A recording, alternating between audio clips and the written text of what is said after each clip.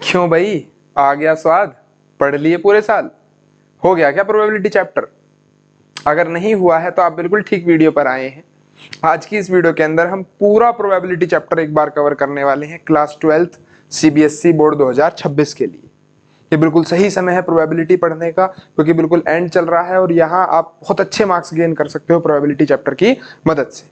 बिल्कुल बेसिक से और अच्छे लेवल तक की प्रोबेबिलिटी पढ़ाई जाएगी। जैसे कि आपको अगर डाइस और कॉइन, कार्ड्स, इन सब चीजों से डर लगता है, इन सब का नाम सुनते ही आप कंफ्यूज हो जाते हो, या conditional probability, Bayes theorem, total probability, mean निकालना, प्रोबेबिलिटी डिस्ट्रीब्यूशन करना, रैंडम वेरिएबल, अगर ये सब चीजें आपको कंफ्यूज करती हैं तो बिल्कुल परेशान ना हो। बिल्कुल सही वीडियो है, 2-3 घंटे जितनी भी लेंथ की वीडियो जाएगी आपको पूरी देखनी है, तभी आप अच्छे से इस टॉपिक को कवर कर पाओगे। Myself Himanshu Siwal, am for A plus channel पर आप सभी का स्वागत है। तो बिना टाइम वेस्ट करे चलिए शुरू करते हैं प्रोबेबिलिटी। बिल्कुल बेसिक के साथ मैं इसको शुरू करने वाला हूं। प्रोबेबिलिटी क्या होती है? तो प्रोबेबिलिटी है किसी इवेंट के होने की चांसेस क्या है। प्रोबेबिलिटी मुझे बताती है कि किसी बात के होने के चांसेस क्या है। ठीक है, प्रोबेबिलिटी का फॉर्मूला क्या है बच्चों? प्रोबेबिलिटी का अगर मैं फॉर्मूला लिखूं तो number of favourable outcome, number of favourable outcome divided by total number of outcome, divided by total number of outcome. यानी टोटल क्या चांसेस है वो नीचे आएंगे, और फेवरेबल क्या चांसेस हैं, जिस बात के बारे में आप, जिस चीज की आप प्रोबेबिलिटी निकाल रहे हो उसके जो फेवरेबल चांसेस है वो ऊपर आएंगे। मान लो आज बाहर बारिश पड़ रही है, तो बारिश होने के चांसेस 70% दिखाती है कोई वेदर फोरकास्ट ऐप। तो 70% का मतलब है 70 फेवरेबल आउटकम है और 100 टोटल आउटकम है। यानी 100 में से 70 बार चांसेस है कि बारिश पड़ेगी। तो प्रोबेबिलिटी बारिश पड़ने की क्या हो गई? 70/100, यानी 0.7। ठीक है, अगर किसी इवेंट की प्रोबेबिलिटी 1 आ जाती है तो वो होगा प्यारे बच्चों श्योर इवेंट, यानी वो चीज होनी ही होनी है जिसकी प्रोबेबिलिटी 1 है, 100% पॉसिबल है। ठीक, दूसरा, अगर किसी इवेंट की प्रोबेबिलिटी 0 आ जाती है, इसका मतलब है वो इम्पॉसिबल इवेंट है, यानी वो इवेंट कभी नहीं होगा, इम्पॉसिबल। और बाकी किसी भी इवेंट की प्रोबेबिलिटी 0 से बड़ी और 1 से छोटी ही होगी। कभी भी प्रोबेबिलिटी का आंसर 0 और 1 से के मतलब 0 से बड़ा और 1 से छोटा ही होगा, इसके बाहर नहीं जाएगा। ठीक है, अगर किसी इवेंट के होने की प्रोबेबिलिटी पीई है और ना होने की प्रोबेबिलिटी बच्चों क्या है? पीई बार। इवेंट के होने की प्रोबेबिलिटी पीई है और ना होने की पीई बार। ये नॉट ई को रिप्रेजेंट करता है। ये ई बार जो सेट है ये किसका है? नॉट ई का। या फिर मैं इसको ई कॉम्प्लीमेंट से भी रिप्रेजेंट कर सकता हूं। और होने और ना होने की प्रोबेबिलिटी का सम हमेशा 1 होगा। जैसे अभी बारिश का एग्जांपल लिया, अगर बारिश होने के चांसेस 70/100 है तो ना होने के 30/100, और ऐड करोगे तो हमेशा 1 आने वाला है। क्या जो मैं समझाना चाह रहा हूं वो आप समझ रहे हो? तो कमेंट करके मुझे जरूर बताएं कि हाँ आपकी बात हमारे समझ आ रही है। ठीक है, और क्या करना है प्रोबेबिलिटी के बारे में? देखिए आगे चलते हैं थोड़ा सा। अब आप बेसिक ये समझो कि जैसे कॉइन है, तो कॉइन के अंदर आपके 2 फेसेस हैं, या तो हेड आएगा या तो टेल आएगा। ठीक है, तो अगर मैं एक बार कॉइन को टॉस करता हूं, कॉइन के एक टॉस के अंदर जो सैंपल स्पेस बनता है, कुछ बच्चे हो सकता है उन्हें ये भी ना पता हो सैंपल स्पेस क्या चीज है। तो सैंपल स्पेस होता है एक ऐसा सेट जिसमें हम सभी पॉसिबल आउटकम्स लिखते हैं, टोटल जितनी भी हो सकती है। तो अगर एक सिक्का उछाला है तो या तो हेड आएगा या तो टेल आएगा। अब कोई कहता है जी हेड आने की प्रोबेबिलिटी बताओ, तो भाई हेड तो एक ही है, टोटल आउटकम 2 है, तो 1/2 चांसेस हो गए। अगर 2 बार सिक्का टॉस कर दें, अगर इसी कॉइन को 2 बार उछाल दें तो क्या सैंपल स्पेस बनेगा? तो 2 बार उछालने पे 4 आउटकम बनती है, या तो दोनों हेड हो, या एक हेड एक टेल हो, या फिर टेल हेड, या फिर टेल टेल। यहां कोई मेरे से कह दे जी 2 हेड की प्रोबेबिलिटी बताओ, तो 2 हेड की क्या प्रोबेबिलिटी है? एक ही केस है जिसमें 2 हेड है, फेवरेबल आउटकम 1, टोटल आउटकम 4। समझ पा रहे हो? अभी बेसिक चल रहा है, अभी 12th का शुरू नहीं हुआ। अगर मैं बात करूं एक हेड की, कि एक हेड की प्रोबेबिलिटी कैसे निकालोगे, तो कितनी बार आ रहा है एक हेड, दो ऐसी आउटकम्स हैं, दो ऐसी चांस मतलब दो ऐसी संभावनाएं हैं जहां पर एक हेड आ सकता है, और टोटल क्या है आउटकम्स 4 आपके पास। 3 टॉस की कहानी सुनो, 3 बार टॉस करोगे, हो सकता है तीनों बार हेड आ जाए, या हेड हेड और फिर टेल आ जाए, या हेड टेल हेड आ जाए, या टेल हेड हेड आ जाए, हेड टेल टेल आ जाए, टेल हेड टेल आ जाए, या टेल टेल हेड आ जाए, या टेल टेल टेल आ जाए। अगर कोई मेरे से कहता बताओ यहाँ पे 2 हेड की क्या संभावना है, 2 हेड की क्या प्रोबेबिलिटी, भाई 2 हेड कितनी बार आ रहा है, 2 हेड आ रहा है आपका 3 बार, तो इसकी प्रोबेबिलिटी हो जाएगी 3/8, टोटल 8 आउटकम से। टोटल आउटकम का पैसे कैसे पता चलेगा यहाँ, कितनी टोटल आउटकम्स बनेंगी, तो अगर कॉइन की बात करी जाए तो टोटल नंबर ऑफ आउटकम आप 2 की पावर n से निकाल सकते हो। n है कितनी बार टॉस किया, एक बार टॉस किया तो 2 की पावर 1 2 आउटकम, 2 बार टॉस किया तो 4 आउटकम, 3 बार टॉस किया तो 8 आउटकम। अब यही सेम बात आपको डाइस के लिए भी समझनी है। अगर डाइस को एक बार रोल करते हैं, अगर ये पासा एक बार रोल करूं, क्या कहा, पासे को एक बार रोल करूं तो 6 सैंपल स्पेस बने ना, मतलब 6 एलिमेंट बने ना सैंपल स्पेस में। इतना तो सभी जानते होंगे कि डाइस पर 1 से 6 तक नेचुरल नंबर लिखे होते हैं। तो अगर प्रोबेबिलिटी कोई मेरे से कहता है जी 3 आने की बताओ, तो 3 तो एक आउटकम है, टोटल 6 है। कोई बोल दे ओड नंबर आने की प्रोबेबिलिटी बताओ, तो ओड नंबर कितने ओड नंबर है यहाँ, 3 ओड नंबर है, 1 2 1 3 और 5, टोटल 6 है। तो ओड आने की क्या प्रोबेबिलिटी हो गई, 1/2 हो गई। डाइस को अगर 2 बार रोल कर दे, तो डाइस को 2 बार रोल करने का मतलब है जो सैंपल स्पेस होगा उसके अंदर टोटल 36 आउटकम्स बनेंगे, 1 1 1 2 1 3 1 4 1 5 1 6, सेम ऐसे ही 2 1 2 2 2 3 2 4 2 5 2 6 3 1 3 2 3 3 3 4 3 5 3 6 4 1 4 2 4 3 4 4 4 5 4 6 5 1 5 2 5 3 5 4 5 5 5 6 6 1 6 2 6 3 6 4 6 5 6 6। ठीक है, अब यहां कोई पूछता है कि भी प्रोबेबिलिटी बताओ जो सम है दोनों डाइस पर वो 4 आने की क्या प्रोबेबिलिटी है, तो कितने केस है जहां सम 4 आ रहा है, 3 केस, तो क्या प्रोबेबिलिटी हो गई 3/36। क्लियर हुई क्या इतनी बात सभी की? यहां कैसे पता चलेगा टोटल नंबर ऑफ आउटकम कितनी होंगी, बात डाइस की चल रही है, तो 6 की पावर n, क्योंकि डाइस पे 6 आउटकम्स हैं, एक बार रोल करोगे 6 की पावर 1 6 आउटकम, 2 बार रोल करा 36, 3 बार रोल करते तो 216 आउटकम बन जाती।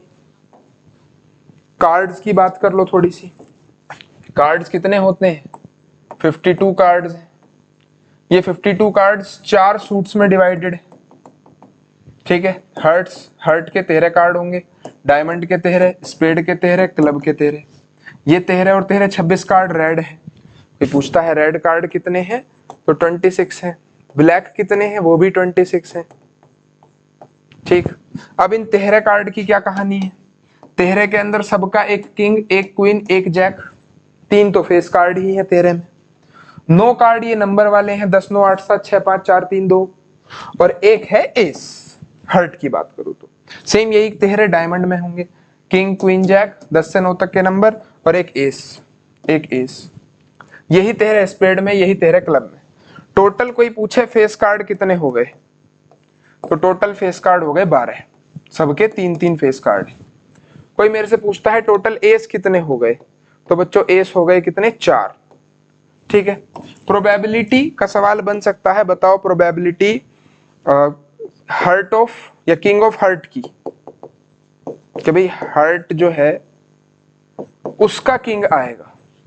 तो एक ही तो किंग है हर्ट का, कितने कार्डों में से? 52 कार्डों में से। कोई पूछता है बताओ इक्का आने की क्या प्रोबेबिलिटी है, तो 4 इक्के हैं 52 में से। कोई पूछ सकता है बताओ क्वीन आने की क्या प्रोबेबिलिटी है, तो 4 ही क्वीन है 52 में से। कोई पूछ सकता है रेड कार्ड की क्या प्रोबेबिलिटी है, तो टोटल 26 कार्ड है रेड 52 में से। तो ऐसे आप किसी की प्रोबेबिलिटी निकाल सकते हो। ये सारे का सारा 10th क्लास तक का या 11th क्लास तक का बेसिक है। कुछ 11th के बेसिक्स के अंदर म्यूचुअली एक्सक्लूसिव इवेंट क्या है बच्चों? म्यूचुअली एक्सक्लूसिव इवेंट क्या होते हैं? दो ऐसे इवेंट जिनके अंदर कुछ भी कॉमन ना हो, दो ऐसे इवेंट जिनका इंटरसेक्शन फाई है, वो म्यूचुअली एक्सक्लूसिव इवेंट कहलाते हैं। एक ही सैंपल स्पेस से एसोसिएटेड ये इवेंट होंगे। मान लो मैं एक सैंपल स्पेस बनाता हूं एक डाइस का, एक डाइस को रोल किया तो सैंपल स्पेस बने 1 2 3 4 5 6 आउटकम। ए कोई इवेंट लिया ओड नंबर्स, तो ओड नंबर का हो गया 135। बी कोई इवेंट लिया बच्चों इवन नंबर्स का, 2 4 6। क्या ए और बी में कुछ कॉमन है? क्या ए और बी में कुछ कॉमन है? देखो जरा, नहीं है, यानी इनका इंटरसेक्शन क्या है? फाई है, नल सेट है, कुछ भी कॉमन नहीं आ रहा। तो ये है एक्सक्लूसिव। ये दो ऐसे इवेंट हैं जिनमें कुछ भी कॉमन नहीं है, तो ये इवेंट क्या है? एक्सक्लूसिव इवेंट है। ए और बी दोनों अलग अलग हैं। एग्जॉस्टिव भी होगा। एग्जॉस्टिव क्या होता है?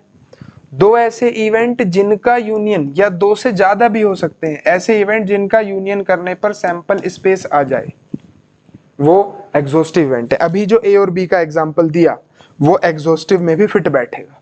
यानी कि इसका वेन डायग्राम ऐसे ना बना के, अगर मैं कहूं ये पूरा सैंपल स्पेस है, तो आधा एरिया ए ने कवर कर लिया और आधा बी ने कवर कर लिया। यानी ए और बी एक्सक्लूसिव भी हैं, इनमें कुछ भी कॉमन नहीं है, साथ साथ ये एग्जॉस्टिव भी है। इनको जोड़ने पर यूनियन भी, यानी यूनियन करने पर सैंपल स्पेस भी बनता है। ठीक, 11th का बेसिक है। ऐसे सिंपल इवेंट, जिस इवेंट के अंदर एक ही एलिमेंट हो, सिंपल। कंपाउंड इवेंट जिसमें बहुत सारे एलिमेंट्स हो, वो कंपाउंड। ठीक है, उनकी पर जरूरत नहीं पड़ती बहुत ज्यादा खास।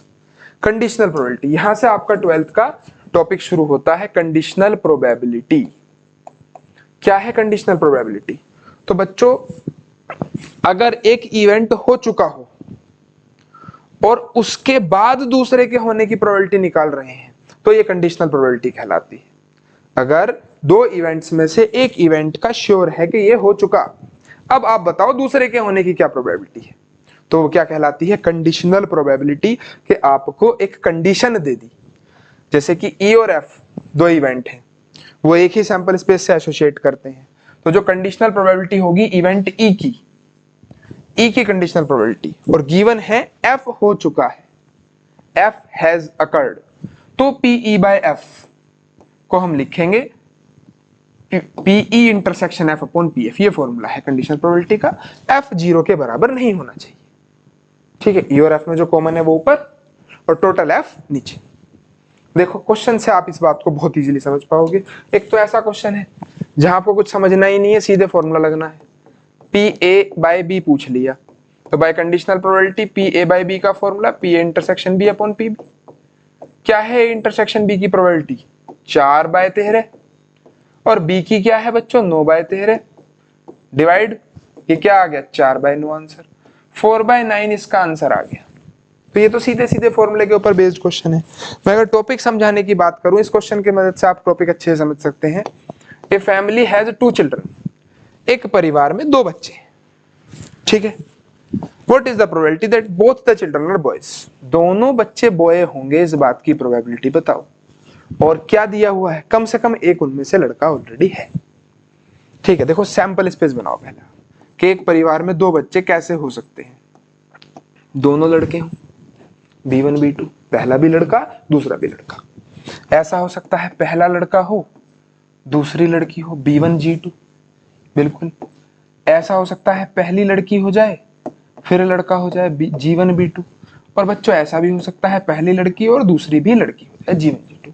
अगर एक फैमिली में 2 बच्चे हैं तो इन 4 में से ही किसी ना किसी स्थिति में वो फैमिली लाई करती होगी। लेट कर लो, जिस इवेंट की प्रोबेबिलिटी निकालने की कोशिश करो उसे ई मान लिया करो। तो let E be the event, किस बात की प्रोबेबिलिटी निकलवा रहे हैं? Both boys, event of getting both boys, दोनों ही बच्चे जो हैं वो लड़के होंगे, इस बात की इवेंट को ई मान लिया, और F be the event of getting at least one boy, कम से कम एक लड़का होना चाहिए। तो ई इवेंट क्या हुआ, दोनों लड़के B1 B2, और एफ इवेंट क्या हुआ, एटलीस्ट वन बॉय, कम से कम एक लड़का इन तीन केस में है। तो तीनों केस आ जाएंगे एफ के अंदर, B1 B2, B1 G2 और G1 B2।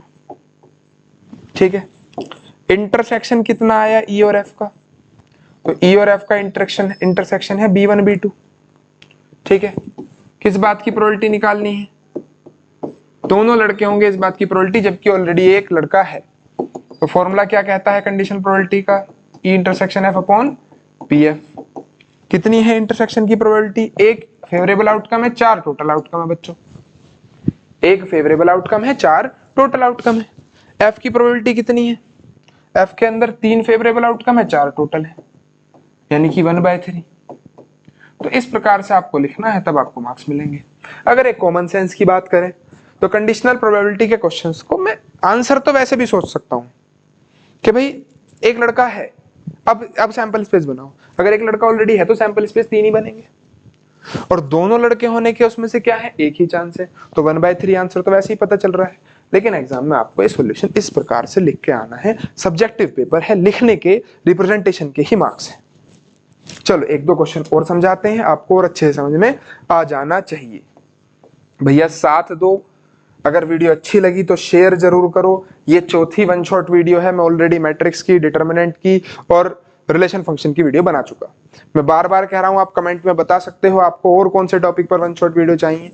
जल्दी ही बोर्ड एग्जाम आने वाले हैं, और कुछ अगर करा जा सकता है तो उसका भी आप सजेशन यहाँ कमेंट बॉक्स में दे सकते हैं। ठीक है, चलो फिर देखो ध्यान से समझना। एक इंस्ट्रक्टर है, उसके पास क्वेश्चन बैंक है जिसमें 300 इजी ट्रू फॉल्स हैं, इजी भी और ट्रू फॉल्स कितने 300, और 200 डिफिकल्ट ट्रू फॉल्स हैं। तो डिफिकल्ट ट्रू फॉल्स कितने हो गए, 200 हो गए, 200। 500 इजी एमसीक्यू हैं, इजी और एमसीक्यू कितने हैं 500। 400 डिफिकल्ट एमसीक्यू हैं, डिफिकल्ट एमसीक्यू कितने हो गए 400। ठीक है, टोटल क्वेश्चन कितने बन गए बच्चों, उसके क्वेश्चन बैंक में टोटल क्वेश्चन हुए 1400, 1400 सवाल है। उन 1400 में से एक क्वेश्चन रैंडमली सेलेक्ट किया, प्रोबेबिलिटी बताओ कि वो एक इजी क्वेश्चन होगा, प्रोबेबिलिटी बताओ that it will be an easy question. तो लेट कर लेना ई be the event that it will be an easy question and F be the event that it is a MCQ, क्योंकि ये given है, जो given है वो एफ मान लो, जिसकी प्रोबेबिलिटी निकालनी है वो ई मान लो। अब ई की प्रोबेबिलिटी क्या होगी, इजी क्वेश्चन, कितने इजी क्वेश्चन है 300 और प्लस 500, इजी क्वेश्चन है 800 आउट ऑफ 1400। एफ की प्रोबेबिलिटी क्या हो गई, एमसीक्यू, कितने एमसीक्यू हैं 900 एमसीक्यू है आउट ऑफ 1400।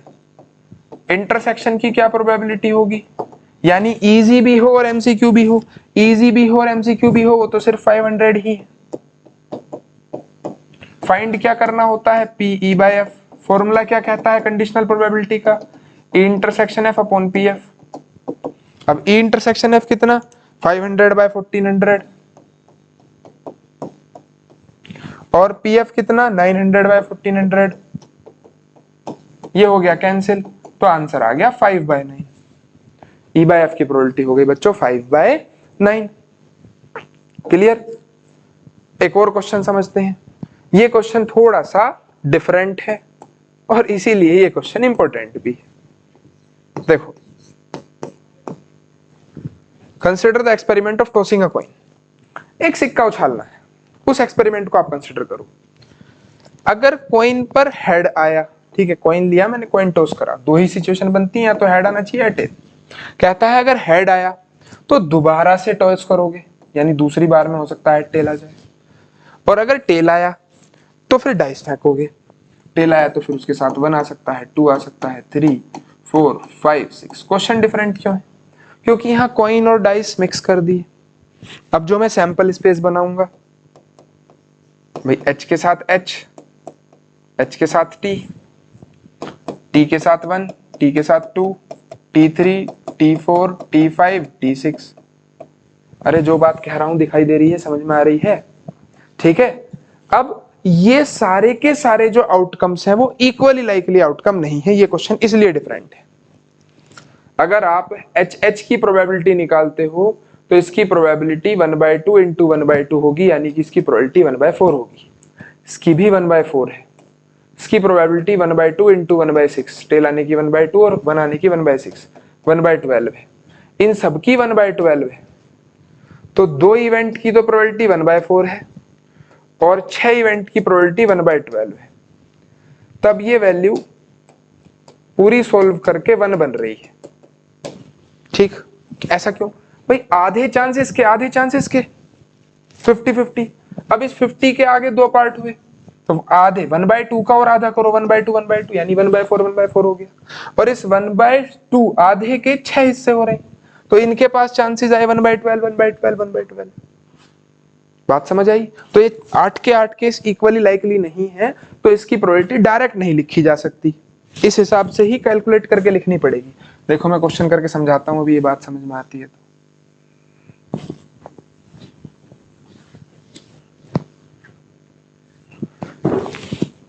कंडीशनल प्रोबेबिलिटी निकालनी है, इवेंट जो है die shows a number greater than 4, let E be the event that die shows a number greater than 4। 4 से बड़ा नंबर आएगा इस बात के इवेंट को E से रिप्रेजेंट। 4 से बड़े 2 ही नंबर आ रहे हैं, T5 और T6। At least 1 tell F event हो गया जो गिवन है, F be the event of getting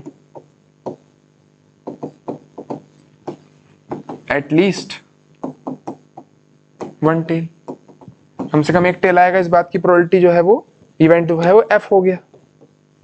अब T1, T2, T3, T4, T5, T6 intersection क्या हुआ इनका? तो इनका इंटरसेक्शन है T5, T6। ठीक है, कंडीशनल प्रोबेबिलिटी फाइंड करनी है। अगर प्रोबेबिलिटी में E की निकालूं या चलो E इंटरसेक्शन F की निकाल दूं, तो बच्चे गलती करेंगे कि 2 फेवरेबल आउटकम है, 8 टोटल आउटकम है, 2/8 लिख दो। 2/8 नहीं होगी, क्योंकि 8 के 8 इक्वली लाइकली नहीं है। टेल की 1/2, 5 की 1/6, भाई डाइस पर टेल आता है 1/2 इंटू 5 आने की 1/6, प्लस फिर दूसरा टेल 1/2 इंटू 1/6, तो 1/12 प्लस 1/12 2/12, ये 1/6 आ जाएगी। ठीक, और F की प्रोबेबिलिटी, F के अंदर टोटल 6 आउटकम आ रहे हैं, नहीं एक कम रह गया, HT भी आएगा। एटलीस्ट 1 टेल लिख रहे हो ना, HT भी आएगा। ठीक है, 7 आउटकम आ रहे हैं, लेकिन 7/8 नहीं लिखोगे। HT की प्रोबेबिलिटी 1/2 इंटू 1/2 1/4 है, और इन सारों की 1/2 इंटू 1/6 है, और 6 बार है तो इंटू 6 कर दो, तो ये प्रोबेबिलिटी हो गई 1/4 प्लस 1/2, यानी कि ये प्रोबेबिलिटी आ गई 3/4।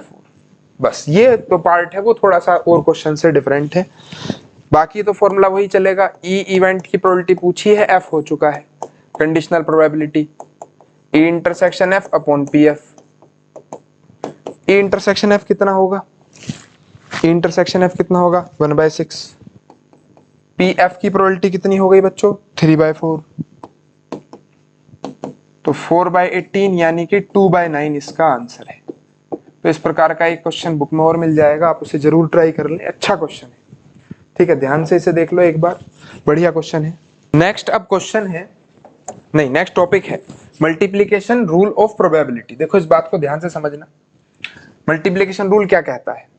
अभी एक फॉर्मूला आपने पढ़ा PE/F का, वो फॉर्मूला आया PE intersection F upon PF। क्या है इस फॉर्मूले का मतलब? कि भाई E इवेंट की प्रोबेबिलिटी निकाल रहे हैं, और एफ इवेंट ऑलरेडी हो चुका है, तब ये फॉर्मूला आपका काम आता है। अगर मैं पी ई इंटरसेक्शन एफ की बात करूं, अगर मैं दो इवेंट के होने, दोनों के होने की प्रोबेबिलिटी की बात करूं, तो उसका फॉर्मूला बना P F into P E bye F. पहले एफ के होने की प्रोबेबिलिटी और इंटू एफ अगर ऑलरेडी हो चुका है तब ई के होने की प्रोबेबिलिटी। ये मल्टीप्लिकेशन प्रोबेबिलिटी बनती है, रूल ऑफ मल्टीप्लिकेशन। ठीक, कैसे आप इसे अप्लाई करोगे देखो जरा एक क्वेश्चन। एक बैग के अंदर, एक बैग अर्न दिया हुआ है, एक बर्तन वगैरह कुछ होगा, उसके अंदर 10 बॉल ब्लैक और 5 व्हाइट बॉल है। 2 बॉल निकालनी, एक के बाद एक, बिना रिप्लेसमेंट के। प्रोबेबिलिटी बतानी है कि दोनों बॉल ब्लैक होंगी। ठीक है, हमारे पास 10 ब्लैक और 5 व्हाइट बॉल है, टोटल 15 बॉल हो गई। 2 बॉल हमें निकालनी है, दोनों के ही ब्लैक होने की प्रोबेबिलिटी पूछी है, यानी B1 इंटरसेक्शन B2, पहली बॉल भी ब्लैक हो और दूसरी बॉल भी ब्लैक हो, इस बात की प्रोबेबिलिटी पूछी है। क्या फॉर्मूला बैठता है? अभी जो फॉर्मूला लिखवाया, पहले B1 ब्लैक बॉल आने की और into P B1 B2 bye B1। ठीक, पहले ब्लैक आने की पहली बॉल और फिर दूसरी ब्लैक आने की, जबकि पहली ब्लैक आ चुकी है। अब बताओ जरा, 15 बॉल है, 10 ब्लैक है, तो एक बॉल ब्लैक आने की प्रोबेबिलिटी है 10 बाय 15। अब जो एक ब्लैक बॉल आई, मानो वो मैं साइड रख दूं, रिप्लेस तो करनी नहीं, कितनी ब्लैक बची? 9, टोटल कितनी बची? 14। तो दूसरी ब्लैक बॉल आने की प्रोबेबिलिटी, ये कंडीशनल प्रोबेबिलिटी है जो मैं अब लिख रहा हूं 9/14, पर मैं डायरेक्ट लिख रहा हूं क्योंकि मुझे पता है एक ब्लैक निकल चुकी है। अब जो टोटल 9 ब्लैक बची हैं, टोटल 14 है, तो 9/14। अगर मैं इसको सोल्व कर लूं तो ये वैल्यू हो जाएगी 6/14। तो 6/14 इस बात की प्रोबेबिलिटी है कि दोनों बॉल ब्लैक होंगी, पहली भी और दूसरी भी। तो ये जो रूल है ये कहलाता है मल्टीप्लीकेशन का। ठीक है, मल्टीप्लीकेशन का रूल है। कभी दो इवेंट है, अलग अलग दो इवेंट है, पहले इवेंट की प्रोबेबिलिटी इनटू दूसरे की प्रोबेबिलिटी जबकि पहला हो चुका है, तो दोनों के ही प्रोबेबिलिटी निकल जाएगी। कंडीशनल प्रोबेबिलिटी से ही ये फॉर्मूला आया। अब इसी में ही समझने की बात है, अगर ई और एफ एक दूसरे पर डिपेंड ना करें, अगर ई और एफ इंडिपेंडेंट हो, ठीक है। अब ई और एफ इंडिपेंडेंट होने का मतलब है कि भाई ई के होने की प्रोबेबिलिटी एफ पे डिपेंड नहीं करती, चाहे ई बाय एफ ई के ही बराबर है। एफ हुआ तो भी ई के चांसेस उतने ही हैं और एफ नहीं हुआ तो भी ई के चांसेस उतने ही। सेम यही बात मैं लिखूं पी एफ बाय ई, ई हुआ तो भी एफ के चांसेस उतने ही हैं जितने अकेले एफ के होते, यानी ई और एफ एक दूसरे पर डिपेंड नहीं करते। ऐसे में इसी फॉर्मूले में मैं इसे पी एफ या पीई लिख सकता हूं। तो पीई इंटरसेक्शन एफ अगर पीई इंटू पी एफ के बराबर है तो वो इंडिपेंडेंट कहलाएंगे, यानी वो एक दूसरे पर डिपेंड नहीं करते। ये लिखा हुआ है E and F are two events such that probability of occurrence of one of them is not affected by occurrence of the other। उनमें से किसी एक की भी प्रोबेबिलिटी दूसरे के होने ना होने पर डिपेंड नहीं करती, तो वो इंडिपेंडेंट है। और इंडिपेंडेंट की कंडीशन है P E intersection F is equals to P E into P F. ये बच्चों इंडिपेंडेंट की कंडीशन है। कैसे आप इस कंडीशन को क्वेश्चन में अप्लाई करोगे? देखो एक बहुत अच्छा इजी सा क्वेश्चन है। ए डाई इज थ्रोन, एक पासा फेंका गया, क्या सैंपल स्पेस बना? 6 आउटकम बनती है पासे पे। ई be the event the number appearing is multiple of 3। E event है कि जो नंबर है वो 3 का मल्टीपल होना चाहिए। क्या होगा 3 का मल्टीपल? 3 और खुद 6। चलो, और इवन है, इस बात के इवेंट को एफ से रिप्रेजेंट करा। इवन कौन कौन हुए? 2, 4 और 6। इनका इंटरसेक्शन क्या आया? दोनों में जो कॉमन है वो सिर्फ 6 है। प्रोबेबिलिटी ई की कितनी हो गई?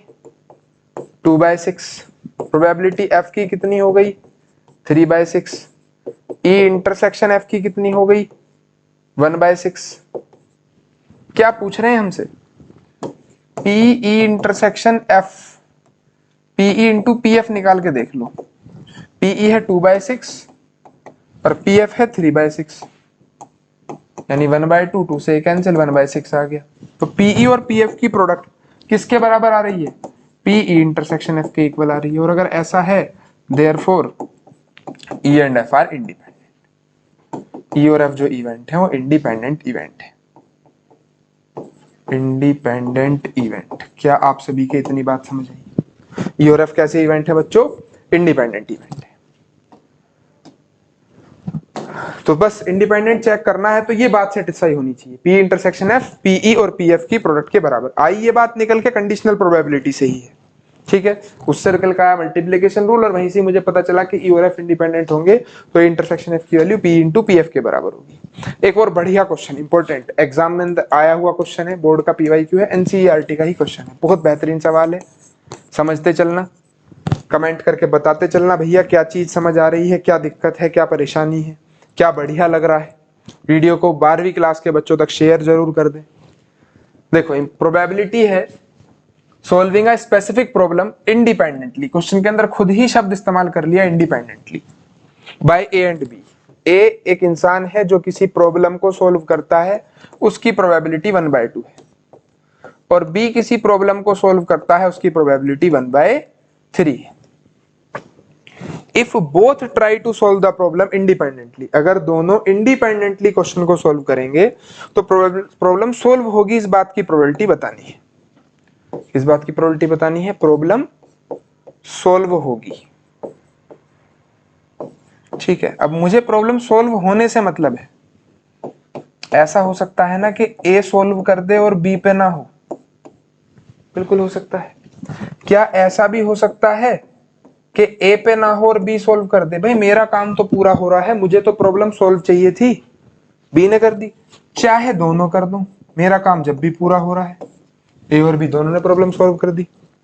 अब प्रोबेबिलिटी मल्टीप्लिकेशन रूल लगा दो, ठीक है, ए के सॉल्व करने की इंडिपेंडेंट इवेंट है, पी ए इंटू पी भी लिख सकते हो, तो 1/2 इंटू पी बी बार। ठीक है, देखो ए से प्रॉब्लम नहीं सॉल्व होगी, कैसे निकालोगे? शुरू में ही बताया, किसी इवेंट के होने ना होने की प्रोबेबिलिटी का सम 1, ए बार का 1/2, 1 में से 1/2 घटा दो, बी बार की क्या प्रोबेबिलिटी है, 1 में से 1/3 घटा लो, 2/3, तो यहाँ पुट कर लो बी बार 2/3, ए बार की वैल्यू 1/2, बी की वैल्यू 1/3, दोनों की ही सोल्व करने की 1/2 इंटू 1/3, तो 2/6 प्लस 1/6 प्लस 1/6 क्या आ गया? 4/6।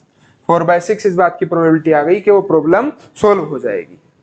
ठीक है, सेकंड पार्ट में हमसे कह रहा है exactly one of them solve the problem, सिर्फ एक ही कोई सा प्रॉब्लम को सोल्व करे, exactly one of them solve the problem,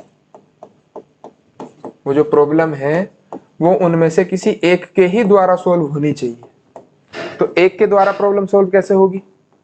ए ने कर दी बी पे नहीं हुई, या बी ने कर दी ए पे नहीं हुई, तो ए के करने की 1/2, बी के ना करने की 2/3, बी के करने की 1/3, ए के ना करने की 1/2, 2/6 प्लस 1/6 3/6, ये आ गया 1/2। ठीक है, अच्छा क्वेश्चन है, एक बार बहुत ध्यान से देख ले। नेक्स्ट क्वेश्चन है, अब ये भी एक अच्छा क्वेश्चन है, एनसीईआरटी का ही है। Given that the event A and B are such that, एक इवेंट जिसकी प्रोबेबिलिटी 1/2 है, ए यूनियन बी हमें दिया हुआ है 3/5, बी की प्रोबेबिलिटी दी है पी। पी फाइंड करना है अगर ये दोनों mutually independent, mutually exclusive event है। तो पहला पार्ट है ये म्यूचुअली एक्सक्लूसिव है,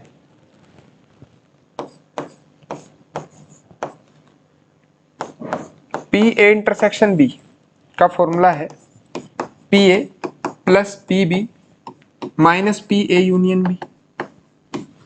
अब इस फॉर्मूले के हिसाब से पी ए की वैल्यू 1/2, ए यूनियन बी,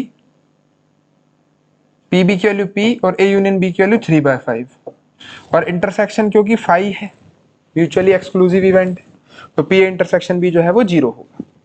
ठीक है, तो यहां से पी की वैल्यू पूछी है, तो 3/5 प्लस का हो जाएगा और 1/2 माइनस का, स्मॉल पी की वैल्यू निकल जाएगी,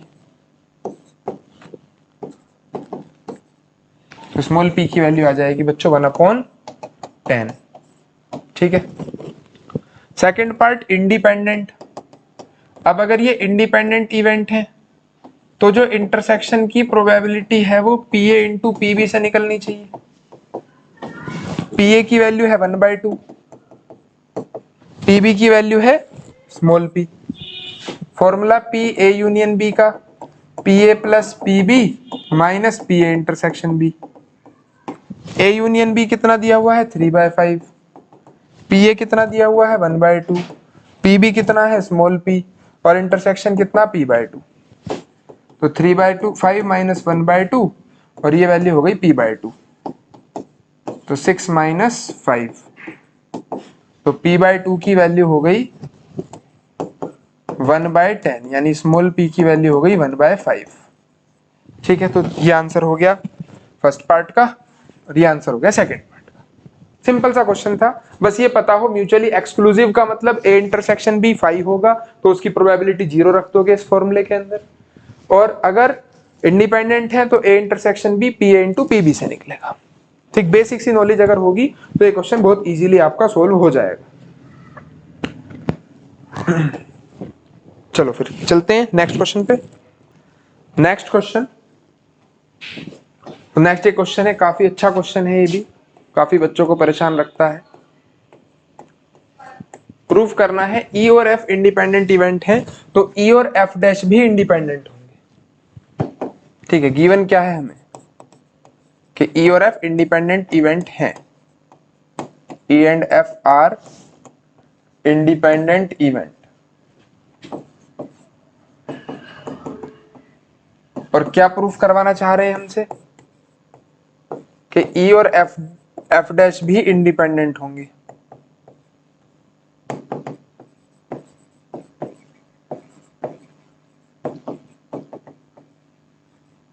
कैसे प्रूफ होगा?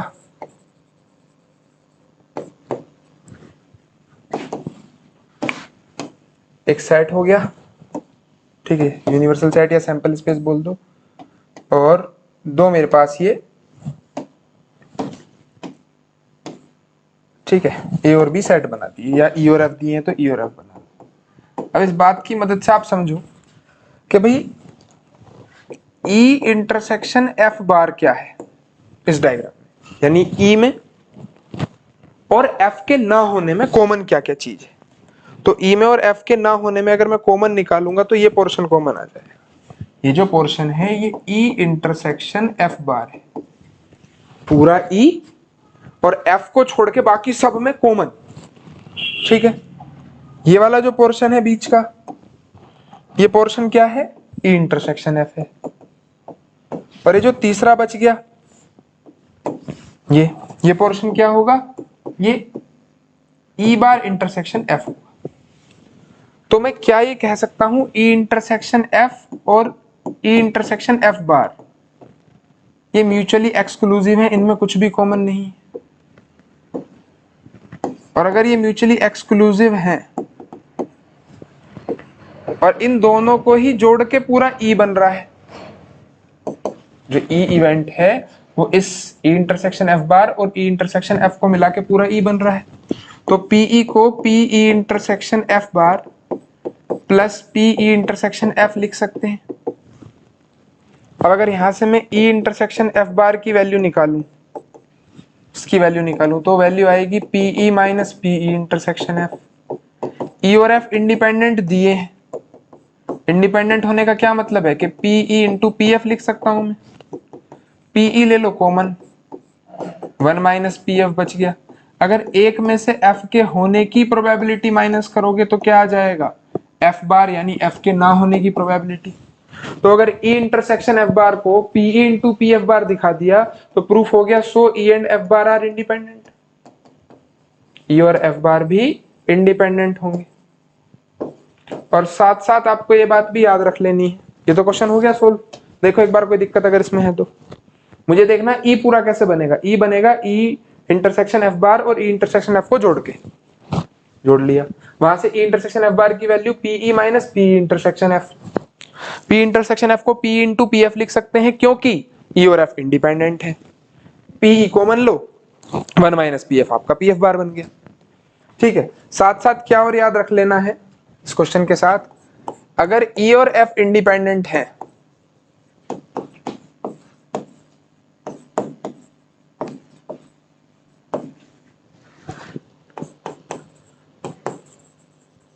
तो ई और एफ बार भी इंडिपेंडेंट होंगे, एफ बार और ई भी इंडिपेंडेंट होंगे, और ई बार और एफ बार भी इंडिपेंडेंट ही होंगे, ये भी प्रूफ किया जा सकता है। क्लियर? नेक्स्ट क्वेश्चन है कि अगर ए और बी दो इंडिपेंडेंट इवेंट हैं तो जो प्रोबेबिलिटी है कम से कम एक के होने की, वो इतनी प्रूफ करनी।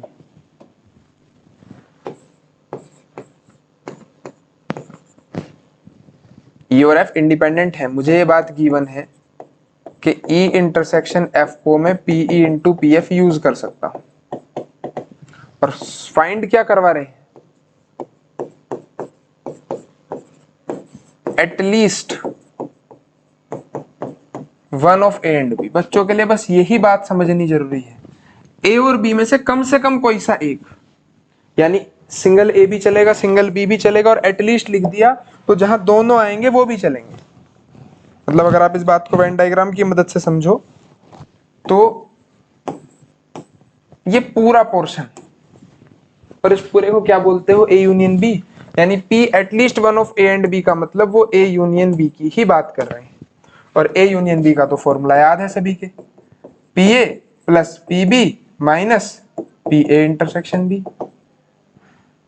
और अगर ये दोनों इंडिपेंडेंट इवेंट है, अच्छा ई और एफ नहीं, ए और बी दिए है ना, ए और बी दिए, तो इंडिपेंडेंट है तो पी ए इंटरसेक्शन बी का मतलब P A into P B होना चाहिए। तो जहां इंटरसेक्शन लिखा हुआ है वहां P A into P B लिख लो, पी बी अगर कॉमन ले लो तो वन माइनस पी ए बन गया। वन माइनस पी ए का क्या मतलब है, पी ए बार, ठीक है। अब पी ए को क्या लिख सकता हूं मैं, one minus P A bar plus P B into P A bar. क्या पी ए बार कॉमन लिया जा सकता है इन दोनों में से, तो ये तो वन बन गया प्लस का, ये माइनस का पी बी बच गया। और वन माइनस पी बी को क्या लिख सकते हो, पी बी बार लिख सकते हो। तो ये तो आरएचएस आ गई, ये जो मतलब वही आगे जो प्रूफ करना है, P A and B, at least A and B का अगर प्रोबेबिलिटी निकालोगे तो one minus P A bar into P B bar बन जाएगी। Clear. Next question, given two independent event A and B such that P A और P B की probability दे रखी है और इंडिपेंडेंट भी दे रखे हैं।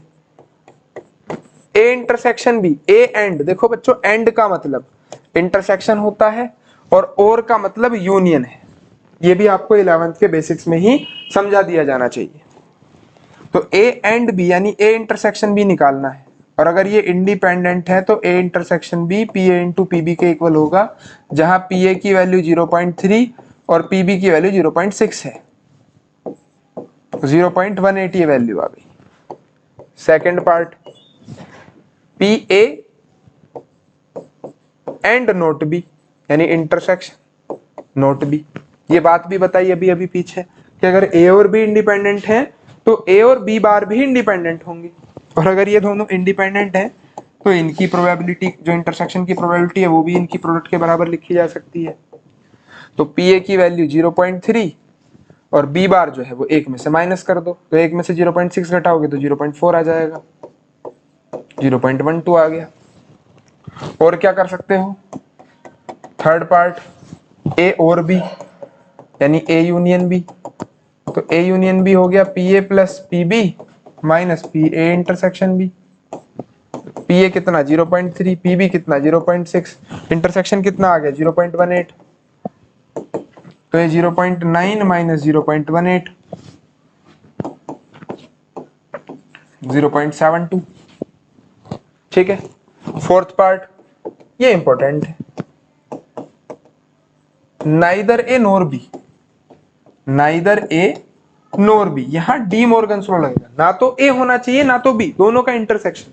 बहुत से बच्चे इस नोर को देख के यूनियन समझ जाएंगे, नहीं भाई नोर का मतलब यहाँ इंटरसेक्शन आना है, ये और के लिए बताया है यूनियन, एंड के लिए इंटरसेक्शन। नाइदर ए नोर बी का मतलब इंटरसेक्शन होगा, वो भी किसका, ए बार और बी बार का। इसे हम लिख सकते हैं, डी मॉर्गन्स लॉ था कि अगर भैया पूरे के ऊपर बार लगाना है तो इंटरसेक्शन को यूनियन करना पड़ेगा। पी ए यूनियन बी का whole complement is equals to P A मतलब A complement intersection B complement. 11th class का डी मॉर्गन्स लॉ। एक में से माइनस कर दो ए यूनियन बी की प्रोबेबिलिटी। अब कितनी प्रोबेबिलिटी है ए यूनियन बी की, 0.72, 1 में से माइनस कर दोगे तो 0.28 आपका आंसर आ जाएगा। क्लियर है क्या ये बात सभी की? ये भी एक अच्छा क्वेश्चन है, बढ़िया क्वेश्चन है एकदम। नेक्स्ट क्वेश्चन PYQ है, 2025 का PYQ है। A meeting will be held only if all the 3 members A, B, C are present. एक मीटिंग सिर्फ तभी हो सकती है जब उस मीटिंग के अंदर तीनों member present. The probability that member A does not turns up, member A नहीं आता, इस बात की प्रोबेबिलिटी 0.10 है। A के ना आने की प्रोबेबिलिटी 0.10 है, ठीक है। B के ना आने की 0.20 है, C के ना आने की प्रोबेबिलिटी 0.05 है। मीटिंग जब ही होगी जब तीनों आएंगे। पूछा है प्रोबेबिलिटी बताओ मीटिंग के कैंसिल होने की क्या है, मीटिंग के कैंसिल होने की प्रोबेबिलिटी। तो देखो, क्या आप ऐसे अरेंज कराओगे कि ए आया, बी आया, सी नहीं आया जब भी मीटिंग कैंसिल, ठीक है। फिर ए आया, बी नहीं आया, सी आया जब भी मीटिंग कैंसिल। फिर दो दो नहीं आए, मान लो ए और सी नहीं आए तब भी मीटिंग, तो बहुत बड़ा क्वेश्चन बैठ जाएगा। आप क्या करो, मीटिंग के होने के चांस निकालो। Meeting not cancel, meeting cancel नहीं होगी यानी मीटिंग होगी, इस बात की क्या प्रोबेबिलिटी है, यानी ए भी आना चाहिए, बी भी आना चाहिए, सी भी आना चाहिए और तीनों इंडिपेंडेंट होंगे, ठीक है। ऐसा लिखा नहीं है पर इतना तो हम समझ पा रहे हैं कि तीनों इवेंट इंडिपेंडेंट है। तो ए के होने की क्या आने की क्या प्रोबेबिलिटी है 0.90, बी के आने की क्या प्रोबेबिलिटी है 0.80 क्योंकि ये तो ना आने की दी है ना, और सी के आने की 0.95। कराओ जरा कैलकुलेट।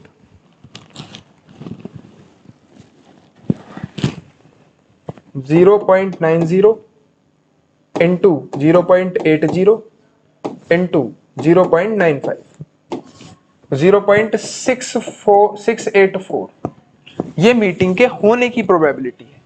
क्वेश्चन में पूछा है मीटिंग के कैंसिल होने की क्या प्रोबेबिलिटी है। तो अगर मैं चाहता हूं कि मीटिंग कैंसिल हो जाए तो एक में से मीटिंग के होने की प्रोबेबिलिटी को घटा दूं, तो एक में से माइनस करा लो इसे, तो ये जो आएगा ये आएगा 0.316।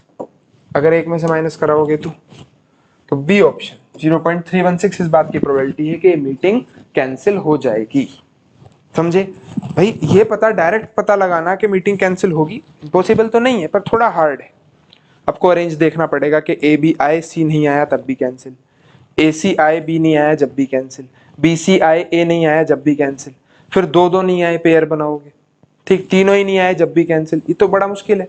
एक में से क्या करो, तीनों के आने की प्रोबेबिलिटी घटा लो, पता चल जाएगा कि भी एक के भी ना आने के चांस क्या है, 0.316 है मीटिंग नहीं होने के। बोर्ड का आया 2023 का क्वेश्चन है, एक और अच्छा क्वेश्चन है। Probability that A speak truth, A सच बोलता है इस बात की प्रोबेबिलिटी 4/5 है, ठीक है। 5 में से 4 बातें ए जो है वो सच बोलता है, ए सच बोलता है इस बात की प्रोबेबिलिटी 4/5 है। बी सच बोलता है इस बात की प्रोबेबिलिटी 3/4 है। The probability that they contradict each other in स्टेटिंग same fact, एक ही बात को लेकर दोनों लोग आपस में एक दूसरे के विरोध में खड़े, ऐसा कब पॉसिबल है। देखो, अगर दोनों झूठ बोल दें, ठीक है, मान लो क्या एग्जांपल लें, मान लो 2 बच्चे हैं ट्यूशन नहीं आए, ठीक है, या चलो डाइस का ले लो, मान लो डाइस पे 6 आया, ए और बी दोनों इंसान ने देखा और दोनों को ही झूठ बोलना है, ये भी कह देगा 6 नहीं आया, ये भी कह देगा 6 नहीं आया, तो ये एक दूसरे के विरोध में नहीं है, ये दोनों एक दूसरे के पक्ष में। अगर दोनों सच बोलते हैं, ये कहता है देखो 6 आया है, ये भी कहता है हाँ 6 आया है, तो भी ये एक दूसरे के विरोध में नहीं है। यानी जब दोनों सच बोलेंगे जब भी एक दूसरे के विरोध में नहीं होंगे, जब दोनों झूठ बोलेंगे जब भी वो एक दूसरे के विरोध में नहीं होंगे। दोनों एक दूसरे को कॉन्ट्राडिक्ट कब करेंगे, दोनों एक दूसरे को कॉन्ट्राडिक्ट तब करेंगे जब इनमें से एक सच बोल रहा हो और एक झूठ बोल रहा हो। ऐसा भी हो सकता है कि जी ए झूठ बोल रहा हो, बी सच बोल रहा हो। ये 2 केस ऐसे हैं जब ये एक दूसरे को कॉन्ट्राडिक्ट करेंगे, जब एक सच्चा और एक झूठा होगा। ए के सच्चा होने की प्रोबेबिलिटी 4/5, बी के झूठ बोलने की प्रोबेबिलिटी 1/4, घटा दो एक में से। ऐसे यहाँ ए के झूठ बोलने की प्रोबेबिलिटी 1/5, बी के सच बोलने की प्रोबेबिलिटी 3/4। तो तो ये 4/20 प्लस 3/20 यानी कि प्रोबेबिलिटी हो गई 7/20। तो 7/20 इस बात की प्रोबेबिलिटी है कि दोनों एक दूसरे के अगेंस्ट किसी बात को लेकर खड़े हों। ठीक है, तो ये इतना अच्छा टॉपिक है काफी यहाँ तक। इसके बाद अब आपकी बेस थ्योरम और बचती है और मीन वेरिएंस का टॉपिक है। ठीक है, चलो फिर इसे देखो अच्छे से, फिर स्टार्ट करते हैं। नेक्स्ट टॉपिक है थ्योरम ऑफ टोटल प्रोबेबिलिटी। ठीक है, कंडीशनल ये आपका बेस थ्योरम और थ्योरम ऑफ टोटल प्रोबेबिलिटी दोनों आपस में रिलेट करती हैं, दोनों ही इंपॉर्टेंट टॉपिक है। तो थ्योरम ऑफ टोटल प्रोबेबिलिटी क्या कहती है कि भाई E1 E2 E3 En event है जो पार्टीशन है किसी सैंपल स्पेस की। पार्टीशन का मतलब होता है कि इन सब के बीच में कुछ भी कॉमन ना हो, इन सब के बीच में कुछ भी कॉमन ना हो। मान लो मैं एक सैंपल स्पेस कंसिडर कर लूं और इस सैंपल स्पेस के हम E1 E2 E3 अलग अलग क्या ले लेते हैं, पार्टीशंस ले लेते हैं। मान लो वो E1 है, ये E2 है, ये कोई पार्टीशन E3 है। ठीक है, ऐसे E5 E4 En तक ये ऐसे ही चलता जा रहा है।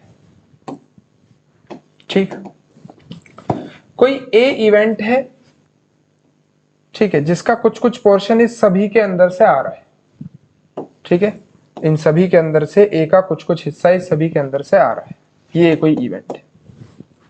क्लियर? मुझे A के होने की प्रोबेबिलिटी निकालनी है। ठीक है, तो A का कुछ हिस्सा E1 के साथ कॉमन है, A का कुछ हिस्सा E2 के साथ कॉमन है। ठीक है, सबकी प्रोबेबिलिटी मैं अलग अलग निकालूंगा। कहां तक निकालूंगा? A का कुछ हिस्सा En के साथ कॉमन है। अब जो A इंटरसेक्शन E है, अभी बताया था कंडीशन प्रोबेबिलिटी में। ठीक है, A इंटरसेक्शन E का फॉर्मूला क्या होगा? P E1 into P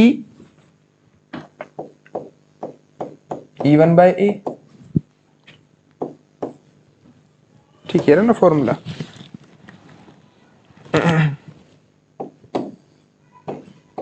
A bye E1। देखो जरा इंटरसेक्शन का फॉर्मूला आपको ही बताया पीछे, ये वाला E इंटरसेक्शन F का PF into P E bye F।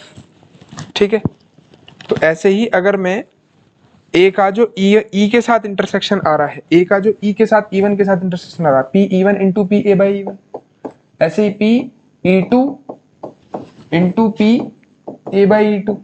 ठीक है, E2 इवेंट हो गया और फिर A के होने की जब E2 ऑलरेडी हो चुका हो, और ऐसे ही last P En P A by En।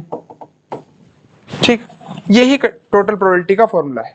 P A का जो फॉर्मूला है P E1 into P A by E1, P E2 into P A by E2 और P En into P A by En। यानी कि E1 E2 E3 En कोई पूरा sample space के partition है।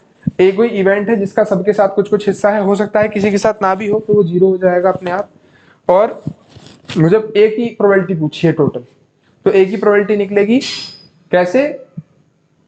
E1 की प्रोबेबिलिटी, पूरी E1 की प्रोबेबिलिटी, और फिर इनटू A की प्रोबेबिलिटी जब E1 हो चुका है, ऐसी P E2 P A by E2।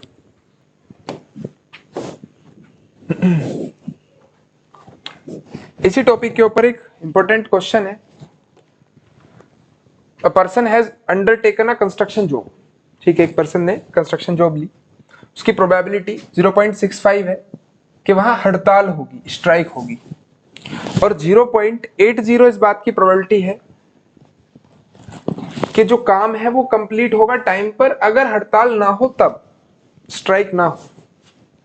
और 0.32 इस बात की प्रोबेबिलिटी है कि जो काम है वो टाइम पर कंप्लीट होगा अगर स्ट्राइक हो। Determine the probability that construction job will be completed on time. इस बात की प्रोबेबिलिटी बताओ कि कंस्ट्रक्शन जॉब जो है वो टाइम पर कंप्लीट हो गई होगी। तो आपको क्या करना है?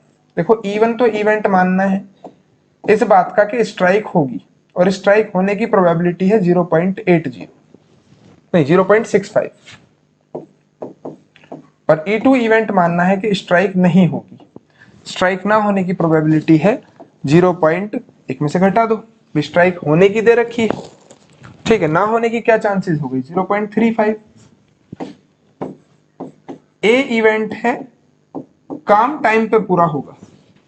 अब स्ट्राइक होने के बाद काम टाइम पे पूरा होने के चांसेस हैं 0.32 और स्ट्राइक ना होने के बाद काम टाइम पे पूरा होने की प्रोबेबिलिटी है 0.80। ठीक है, इवन इवेंट हो गया किस बात का, स्ट्राइक होगी, E2 हो गया स्ट्राइक ना होने की, स्ट्राइक होने के बाद भी काम टाइम पे पूरा हो जाए 0.32% चांसेस, और स्ट्राइक ना होने पर काम टाइम पे होगा इस बात की प्रोबेबिलिटी 0.80। ठीक, बस इसी बात को लैंग्वेज में लिख लो, late E1 be the event that there will be strike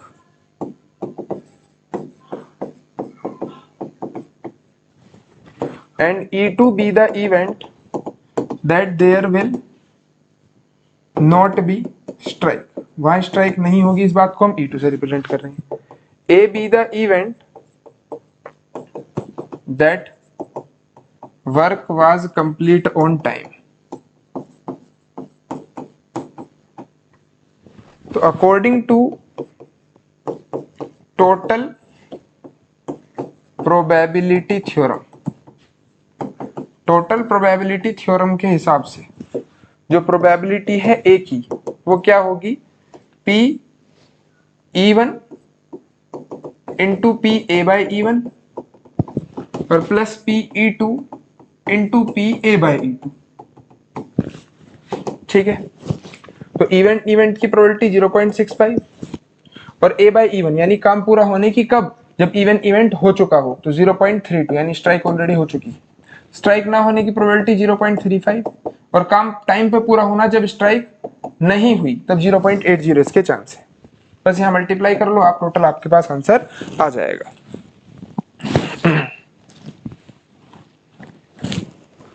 तो 0.65 इंटू 0.32 ये वैल्यू हो गई 0.208 और 0.35 इंटू 0.80 0.28 और 0.28 और 0.208 जोड़ दें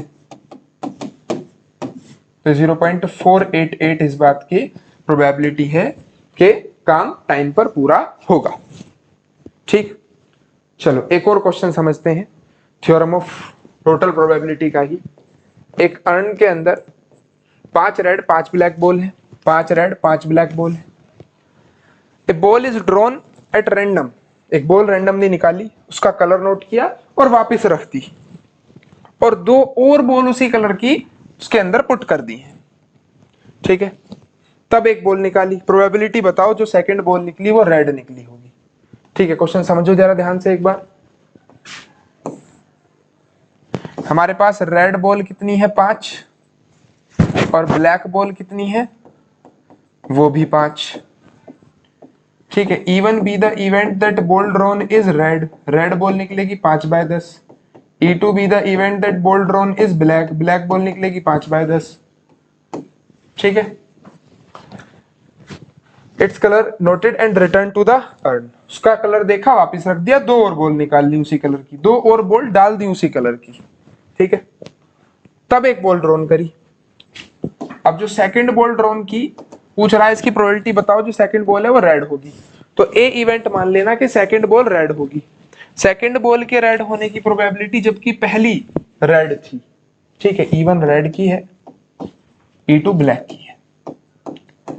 अगर पहले मैंने ब्लैक रेड निकाली, रेड की होगी 5/10, 2 रेड और डाल दूं तो रेड कितनी हो गई 7, तो अब रेड आने की प्रोबेबिलिटी 7/10। और अगर पहले ब्लैक निकली होंगी तो मैंने 2 ब्लैक ऐड करी है। ठीक है, 7/12। अगर ब्लैक निकाली है तो 2 ब्लैक डाली होंगी, टोटल बॉल हो गई 12, पर रेड तो 5 ही रही, ए इवेंट है रेड की तो 5/12 हो गया। ठीक है, टोटल प्रोबेबिलिटी निकालनी है, फॉर्मूला लगाओ, इनकी इनटू करो, सम कर दो। According to total probability theorem formula लिखोगे P E1 into P A by E1 और plus P E2 into P A by E2। क्या मैं उम्मीद करता हूं आप सभी से लेट कर लोगे E1 be the event of getting red ball, E2 be the event of getting black ball, let A be the event of getting second red ball, let कर लोगे। फिर उसके बाद ये लिखना according to total probability theorem और formula लगा देना सीधे 5/10 इंटू 7/12 प्लस 5/10 इंटू 5/12। तो ये हो गया कितना 35/120, ये 25/120, 60/120, आंसर हो गया 1/2। देखो ध्यान से, बहुत इंपॉर्टेंट क्वेश्चन है। एक बार एक और क्वेश्चन है, बहुत अच्छा क्वेश्चन है, PYQ है और ये ना बोर्ड का आया हुआ क्वेश्चन है, टोटल प्रोबेबिलिटी का ही। A bag contain 2n+1 coins, एक बैग के अंदर 2n+1 कॉइन्स है, टोटल जो कॉइन है वो 2n+1 है। It is known that n of these coin have a head on both side. n जो कॉइन है वो 2-हेडेड कॉइन है, दोनों तरफ उसके हेड है, और बचे हुए जो कॉइन है वो फेयर कॉइन है। भाई 2n+1 में से n माइनस कर दो, यानी n+1 जो कॉइन है वो फेयर कॉइन है। ठीक, एक कोई भी कॉइन रैंडमली बैग में से निकाला, टॉस किया, और ये पाया कि जो प्रोबेबिलिटी है हेड की वो इतनी है। ठीक है, tossed the probability that the toss result in a head is this, find the value of n, n की वैल्यू बताओ। तो यहां से आपको हेड की प्रोबेबिलिटी निकालनी है। E1 be the event of getting a two headed coin. कितने हैं 2-हेडेड कॉइन? n, टोटल कितने हैं 2n+1, तो 2-हेडेड कॉइन आने की प्रोबेबिलिटी n/2n+1, और फेयर कॉइन आने की probability, let E2 be the event of getting a fair coin, fair coin आने की प्रोबेबिलिटी हो गई n+1/2n+1। ठीक है, अब इस पर हेड आने के क्या चांसेस हैं? Let A be the event of getting head. भाई 2-हेडेड कॉइन पर हेड आने के चांसेस होते हैं पूरे 1, हेड ही आएगा जब दोनों तरफ ही हेड। और फेयर कॉइन पे हेड आने के क्या चांसेस हैं? फेयर कॉइन अगर है तो हेड आने के चांस 1/2 हो गए। हेड आने की प्रोबेबिलिटी पूछी है, तो अकॉर्डिंग टू, आप लैंग्वेज जरूर लिख लें, let E1 be the event of getting two headed coin, E2 be the event of getting fair coin. ठीक है, probability of getting head, head आने की प्रोबेबिलिटी पूछी है, तो according to total theorem of probability formula लगा दो PE1 into PA/E1 plus PE2 into PA/E2। अब E1 की प्रोबेबिलिटी n/2n+1, A/E1 की 1, E2 की प्रोबेबिलिटी n+1/2n+1, और PA/E2 कितना हो गया 1/2, और PA कितना है 31/42। तो 31/42 को अगर मैं 2n+1 एलसीएम ले लूं यहाँ इंटू 2, तो ये हो जाएगा 2n + n+1, 2 से इसे कैंसिल आउट कर दो 21, 31/21 equals to 3n+1/2n+1, cross multiply करा लो, ये हो गया 62n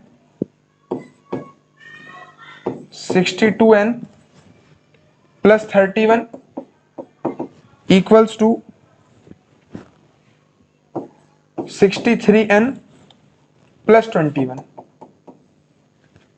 ठीक है, 62n उधर भेज दो, 63 माइनस 62n बच जाएगा, और 21 इधर ले आओ तो 10, तो n की वैल्यू 10 है। यानी कि टोटल 21 सिक्के हैं, जिसके अंदर से 10 2-हेडेड है और 11 फेयर है। तो n की वैल्यू फाइंड करनी थी, वो आपकी निकल गई।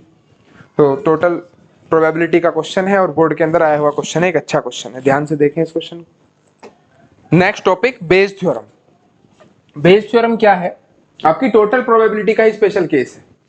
मान लो टोटल प्रोबेबिलिटी के अंदर कंडीशनल प्रोबेबिलिटी लगा दी हो कि भाई ए इवेंट तो हो चुका, तब वो बताओ वो E1 इवेंट में से हुआ होगा। हमने पूरे सैंपल स्पेस के पार्टीशंस करे थे E1 E2 E3 EN, तो वो EJ किसी भी एक इवेंट में से पूछ सकता है। तो जिसकी पूछ रहा है उसकी प्रोबेबिलिटी ऊपर रखोगे और टोटल जो नीचे थी वो टोटल प्रोबेबिलिटी आ जाएगी। ये आपकी बेस थ्योरम होती है। देखो एक क्वेश्चन की मदद से मैं समझाऊंगा बहुत इजीली, बहुत इजी क्वेश्चन है, इंपॉर्टेंट है, लेकिन एग्जाम में आता ही आता है। बैग 1 के अंदर 3 रेड 4 ब्लैक बॉल है। ठीक है, एक बैग है उसके अंदर 3 रेड बॉल है और 4 ब्लैक बॉल है। एक दूसरा बैग है सेकंड, उसके अंदर रेड बॉल 5 है, ब्लैक बॉल 6 है। ठीक है, एक बॉल निकाली गई, ठीक है, किसी भी एक बैग से, और वो पाई गई रेड है। अब इन्होंने दे दिया कि वो बॉल रेड है, प्रोबेबिलिटी बताओ सेकंड बैग से आई होगी। ठीक है, देखो फर्स्ट बैग के आने की, even be the event of getting first bag, first bag के आने की प्रोबेबिलिटी 1/2, दो बैग है, आधे आधे चांस है। दूसरे बैग के आने की प्रोबेबिलिटी भी 1/2। यहां से रेड बॉल आने के क्या चांसेस हैं? Let A be the event of getting red ball from bag first, तो 3/7। यहां से रेड बॉल आने के क्या चांसेस हैं? तो रेड कितनी है? 5/11। बस यही करना है आपको, जिसकी पूछी गई है, मान लो बैग सेकंड की पूछी है, बैग सेकंड की प्रोडक्ट ऊपर रख देना और टोटल इनका सम नीचे आ जाएगा। ठीक है, लैंग्वेज में कैसे लिखना है? Let E1 be the event of getting bag first, E2 be the event of getting bag second, let A be the probability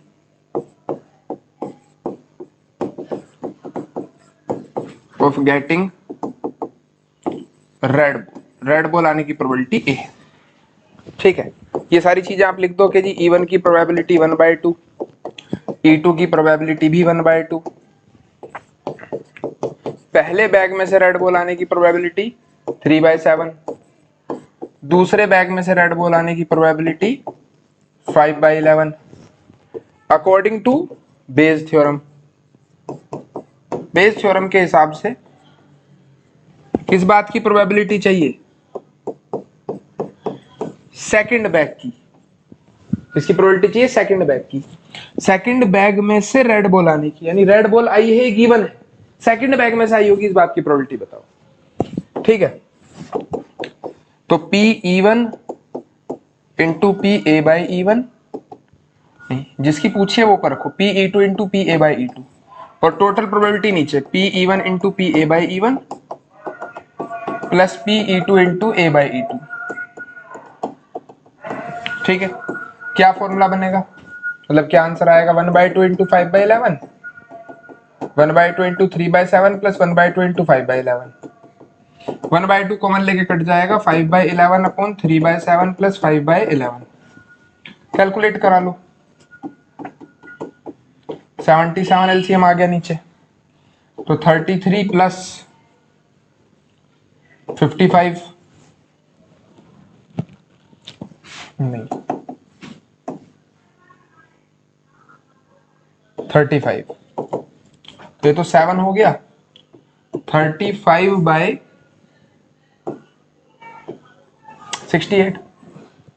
clear? तो बेस थ्योरम के अंदर क्या करना होगा कि भाई कंडीशन दे देगा, ये हो गया, रेड बॉल आ गई। पहले टोटल प्रोबेबिलिटी हमसे पूछता था रेड बॉल आने की प्रोबेबिलिटी बताओ, इसके बेस थ्योरम के क्वेश्चन में रेड बॉल आ चुकी है, बैग सेकंड से आई होगी, ये बात की प्रोबेबिलिटी बताओ। कि भाई दो बैग थे, मैंने यहां से बॉल निकाली, देखा रेड बॉल आई है, ये नहीं पता कौन से बैग से आई है, तो रेड तो आई है, श्योर है, सेकंड बैग से आई होगी, इस बात की प्रोबेबिलिटी बतानी है। ये कंडीशनल प्रोबेबिलिटी वो है, बेस थ्योरम का क्वेश्चन है। और देखो जरा बेस थ्योरम का question, A man knows to speak truth 3 out of 4 times, तो एक आदमी सच बोलता है 4 में से 3 बार, तो लेट ए बी द,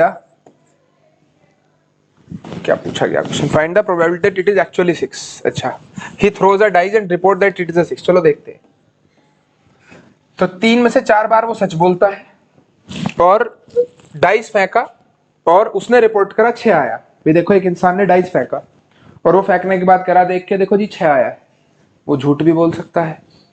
ठीक है, तो सबसे पहला काम तो क्या है कि भाई 6 आया होगा या नहीं, सच या झूठ तो बाद की बात है।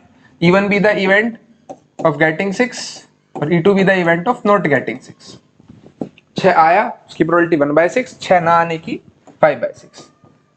ठीक है, वो इंसान रिपोर्ट कर रहा है कि 6 आया है, यानी वो सच बोल रहा होगा इस वाले केस में। भाई ए का ए है ए be the event that person report 6। तो इस केस में पर्सन 6 रिपोर्ट कर रहा है, इसका मतलब वो सच बोल रहा है, और सच बोलता है 3/4। और ये 6 ना आने की इवेंट है, पर वो तब भी रिपोर्ट कर रहा है कि 6 आया है। ठीक है, यानी कि वो झूठ बोल रहा होगा, तो इसकी प्रोबेबिलिटी 1/4 होगी कि भाई 6 ना आने पे वो आदमी ये कहे कि 6 आया है, 1/4। पूछा है कि उस आदमी ने तो ये देख के कहा हाँ भाई 6 आया है, हकीकत में 6 आया होगा, इस बात की प्रोबेबिलिटी बताओ। तो हकीकत में 6 आने का केस ये है, ये ऊपर चला जाएगा, टोटल प्रोबेबिलिटी नीचे लिख दोगे। ठीक है, let E1 be the event of getting 6। ठीक है, 6 आने के इवेंट को E बोल दिया, और E2 जो इवेंट है वो नॉट गेटिंग 6, 6 ना आने का इवेंट E2 है। ए be the event that person reports 6। Person ने ये देख के कहा कि भाई 6 आया है। ठीक है, ए वो इवेंट है कि इंसान कहता है हाँ भाई देखो 6 आया है। वो सच भी बोल सकता है, झूठ भी बोल सकता है। ठीक, तो E1 की प्रोबेबिलिटी यानी 6 आने की प्रोबेबिलिटी 1/6, 6 ना आने की प्रोबेबिलिटी 5/6। 6 आने पे वो आदमी कहे कि 6 आया, इस बात की प्रोबेबिलिटी क्या हो गई, यानी वो सच बोल रहा है 3/4 टाइम्स। और 6 ना आने पे भी वो ये कहे कि 6 आ गया, यानी वो झूठ बोल रहा है 1/4, according to Bayes theorem. Bayes theorem के हिसाब से उस इंसान ने तो कहा 6 आया, ये गिवन है, बताओ हकीकत में 6 आया होगा, इस बात की क्या प्रोबेबिलिटी। E1/A पूछता है, तो P E1 into P A/E1 ऊपर रख दोगे, P E1 into P A/E1, total probability नीचे आ जाएगी, P E2 into P A/E2।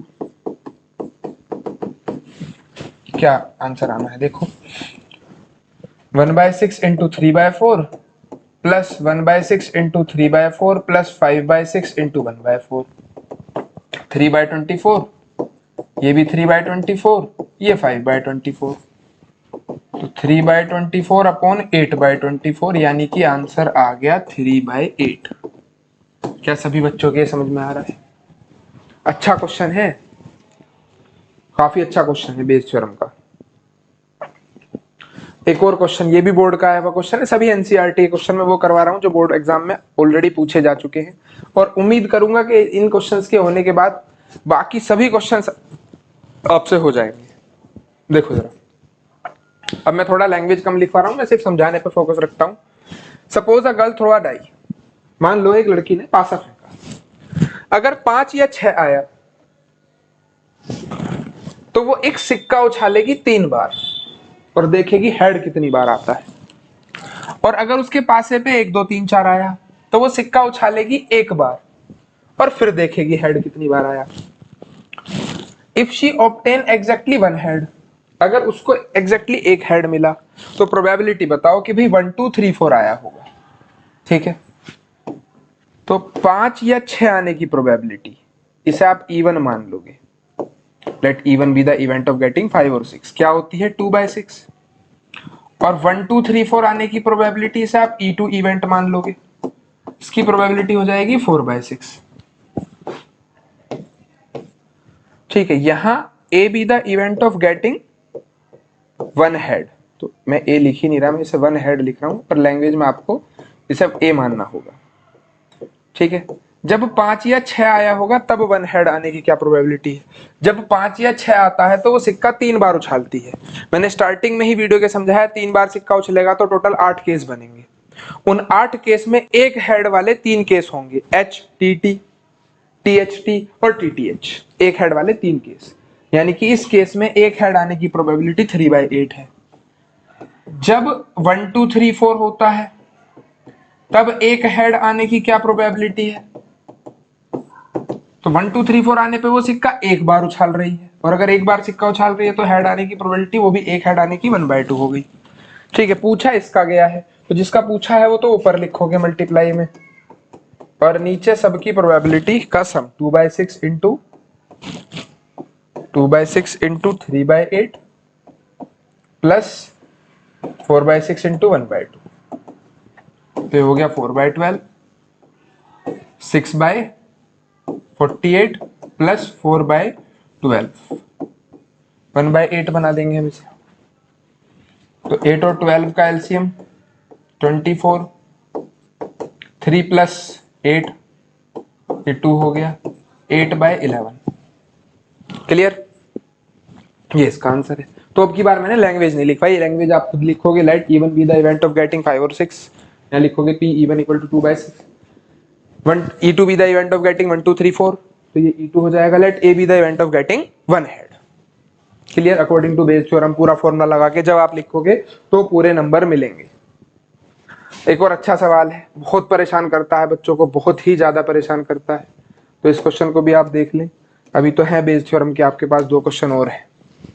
A laboratory blood test is 99% effective in detecting a certain disease. एक laboratory blood test है जो 99% effective है एक ब्लड डिजीज को पता लगाने में, ठीक है।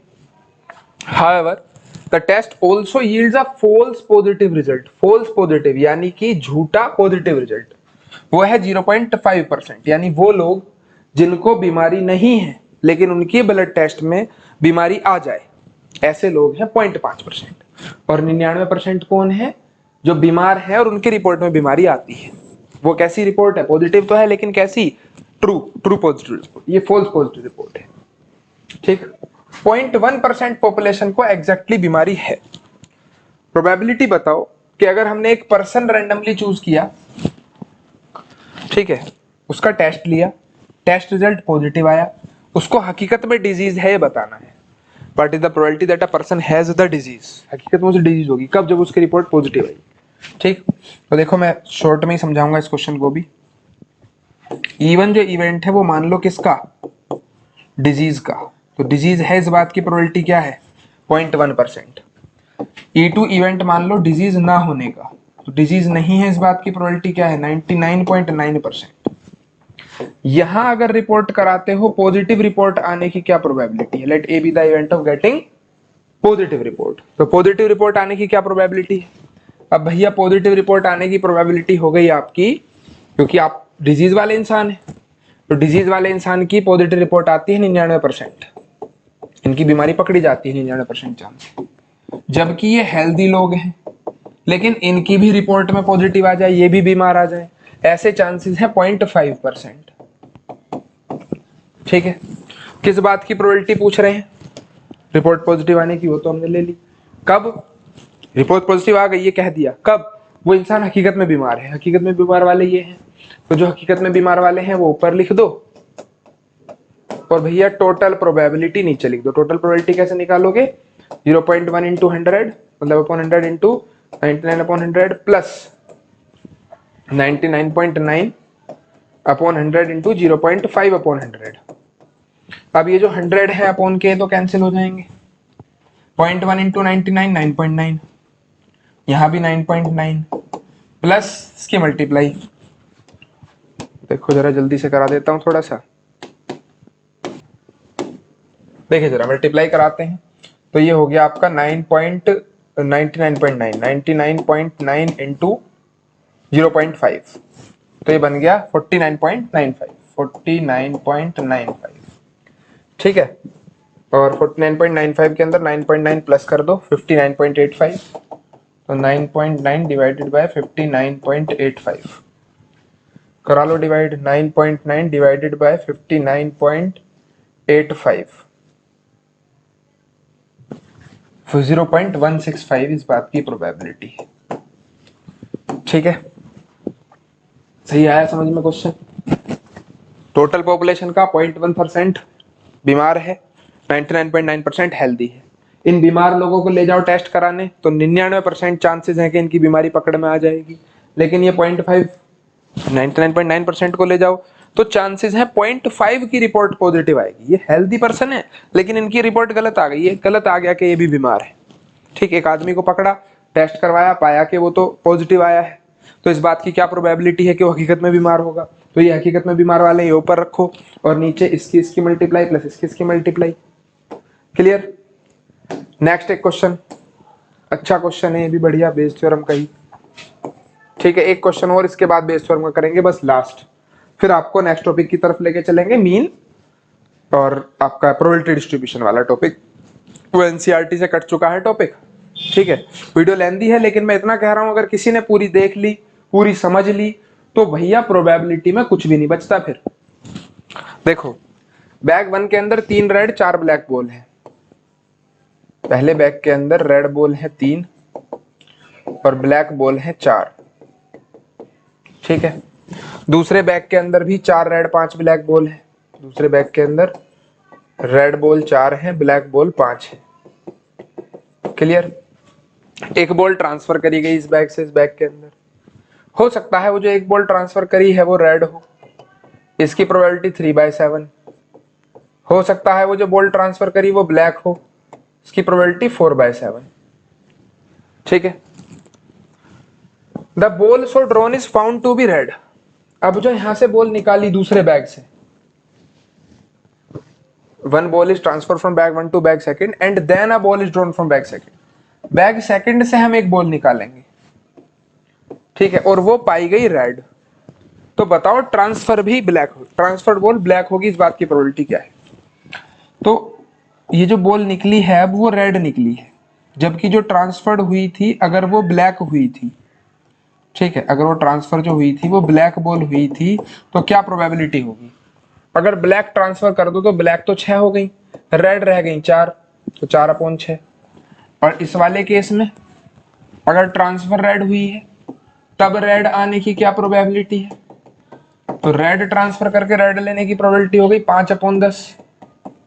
भाई इस बैग से इस बैग में एक बॉल जानी है, वो बॉल रेड जाएगी, इसकी प्रोबेबिलिटी 3/7। वो बॉल ब्लैक जाएगी, इस बात की प्रोबेबिलिटी 4/7। चलो एक बॉल इसमें चली गई, अब यहां से एक बॉल निकाल रहे हो और कह रखा है वो जो बॉल निकली है वो रेड है, तो वो बॉल रेड है। अब यहां से बताओ रेड आने की प्रोबेबिलिटी, जब ट्रांसफर ब्लैक कर दो तो ब्लैक 6 हो गई, रेड 4 रह गई, 4/6। अगर रेड ही ट्रांसफर करो तो 5/10। ये 4/6 गलत, 4/10। ठीक, ट्रांसफर करी कितनी रेड, 4 टोटल 10 हो जाएगी। ट्रांसफर ब्लैक करी, 6 ब्लैक हो गई, टोटल 10 हो गई ना, तो रेड आने की 4/10। अब पूछा क्या था? पूछा ये है कि भाई जो ट्रांसफर्ड बॉल है वो ब्लैक होगी, ट्रांसफर्ड बॉल ब्लैक होगी जबकि रेड निकली है, क्या प्रोबेबिलिटी है? बेस थ्योरम लगा दो, जिस बात की प्रोबेबिलिटी पूछ रहा है वो ऊपर रख लो। ब्लैक की पूछ रहा है ट्रांसफर होने की, 4/7 इंटू 4/10 और टोटल नीचे, तो 4/7 इंटू 4/10, 3/7 इंटू 5/10, 16/70, 16/70 प्लस 15/70, तो 16/31 आपका आंसर आ जाएगा। क्लियर हुआ क्वेश्चन? अच्छा क्वेश्चन है, लैंग्वेज लिख के आप प्रॉपर करोगे। Let E1 be the event of transferred ball is red, let E2 be the event that transferred ball is black, let A be the event of getting red ball, second red ball, तो वो A event हो जाएगा और फिर ये proper आप लिख के कर लो। लास्ट एक क्वेश्चन है, अच्छा क्वेश्चन है, एग्जाम्पलर बुक का सवाल है, टाटा नगर और कलकत्ता के ऊपर है कि एक लेटर आया है, वो लेटर या तो टाटा नगर से आया होगा या कलकत्ता से आया होगा। उस एनवलप पर यह पाया गया कि 2 लेटर लिखे हैं कॉन्जिक्यूटिव टी, 2 लगातार शब्द पाए गए टी। तो बताओ वो लेटर टाटा नगर से आया होगा, इस बात की प्रोबेबिलिटी क्या है? देखो, E1 be the event that the letter is come from Tata Nagar, 50% chance है, और वो कलकत्ता से आएगा, इस बात के चांस भी 50% है। 2 ही जगह से आ सकता है, तो 50-50 चांस हुए। लेकिन उसके ऊपर टीए लेटर पाया गया, let A be the event of getting TA letter, consecutive letter TA, ठीक है, लेटर जो है टीए मिलने के इवेंट को ए मान लिया। अब टाटा नगर से अगर लेटर आएगा तो उसमें कितने कॉन्जिक्यूटिव पेयर्स बन रहे हैं, कितने 2 लगातार शब्दों के पेयर बन रहे हैं? देखो, एक पेयर टीए, फिर एटी, फिर TA, AN, NA, AG, GA, AR, 2 लगातार शब्दों के कितने पेयर बन गए? 1 2 3 4 5 6 7 8 पेयर बन गए। उसमें टीए कितने हैं? एक टीए है और एक ये टीए है, 2 पेयर है टीए का, तो 2/8 इस बात की प्रोबेबिलिटी है कि वो टीए टाटा नगर वाले एनवलप पे मिलेगा। कलकत्ता वाले एनवलप पर टीए मिलने के क्या चांसेस हैं? अब कलकत्ता वाले में कितने कॉन्जिक्यूटिव लेटर बने, 1 2 3 4 5 6 7, जिसके अंदर टीए सिर्फ एक ही है, तो 1/7 इस बात की प्रोबेबिलिटी है। अब अगर टाटा नगर की निकालनी है, क्यों टाटा नगर से आया होगा, तो टाटा नगर वाला केस ऊपर रख लो, अपॉन में टोटल प्रोबेबिलिटी, 1/2 कट ही जाएगा, 2/8 अपॉन 2/8 प्लस 1/7, तो 2/8/56, 14 प्लस 8 7, 14/22, यानी 7/11 इस बात की प्रोबेबिलिटी है कि वो टाटा नगर से आया होगा। कलकत्ता की निकालनी है तो चाहे एक में से माइनस कर दो, ठीक है, नहीं तो आप कलकत्ता की निकालना चाह रहे हो तो कलकत्ता वाला केस ऊपर रख लो, 1/22 1/7, नीचे टोटल लिख लो, फिर वही है 1/2 तो कट ही जाएगा, 1/7/56, 14 प्लस 8, ये हो गया 8/22, तो 4/11, चाहे 1 में से माइनस कर लेते जब भी इतना ही आता। क्लियर? लैंग्वेज में जरूर लिखोगे, मैं बार बार बता रहा हूँ, E1 क्या इवेंट है लिखना है, E2 क्या इवेंट है ये लिखना है, A क्या है ये लिखना है, फिर ये सारे बताने हैं क्या क्या निकले, फिर अकॉर्डिंग टू बेस थ्योरम पूरा फॉर्मूला लिखना है बेस थ्योरम का, ये तुम निकाल क्या रहे हो, क्या निकाल रहे हो तुम, E1/A निकाल रहे हो, फिर उसका फॉर्मूला भी लिखो, जब वैल्यू पुट करो तभी आपको पूरे पूरे मार्क्स मिलेंगे। ठीक, तो अब नेक्स्ट टॉपिक जो है वो स्टार्ट करेंगे रैंडम वेरिएबल। एक बार इसे देख लो अच्छे से, कोई दिक्कत है तो बताओ। नेक्स्ट टॉपिक है random variable. A random variable is a real valued function whose domain is sample space of random experiment. तो बच्चों रैंडम वेरिएबल क्या है? रैंडम वेरिएबल एक रियल वैल्यूड फंक्शन है। रैंडम वेरिएबल एक क्या है? रियल वैल्यूड फंक्शन, जिसकी डोमेन क्या होगी? रैंडम एक्सपेरिमेंट के सैंपल स्पेस उसकी डोमेन है। मैं आपको इस बात को एक एग्जांपल की मदद से समझाता हूं। मान लो कि मैं सिक्के को 2 बार टॉस करूं, तो जैसा अभी मैंने आपको पढ़ाया है, सैंपल स्पेस क्या बनेगा?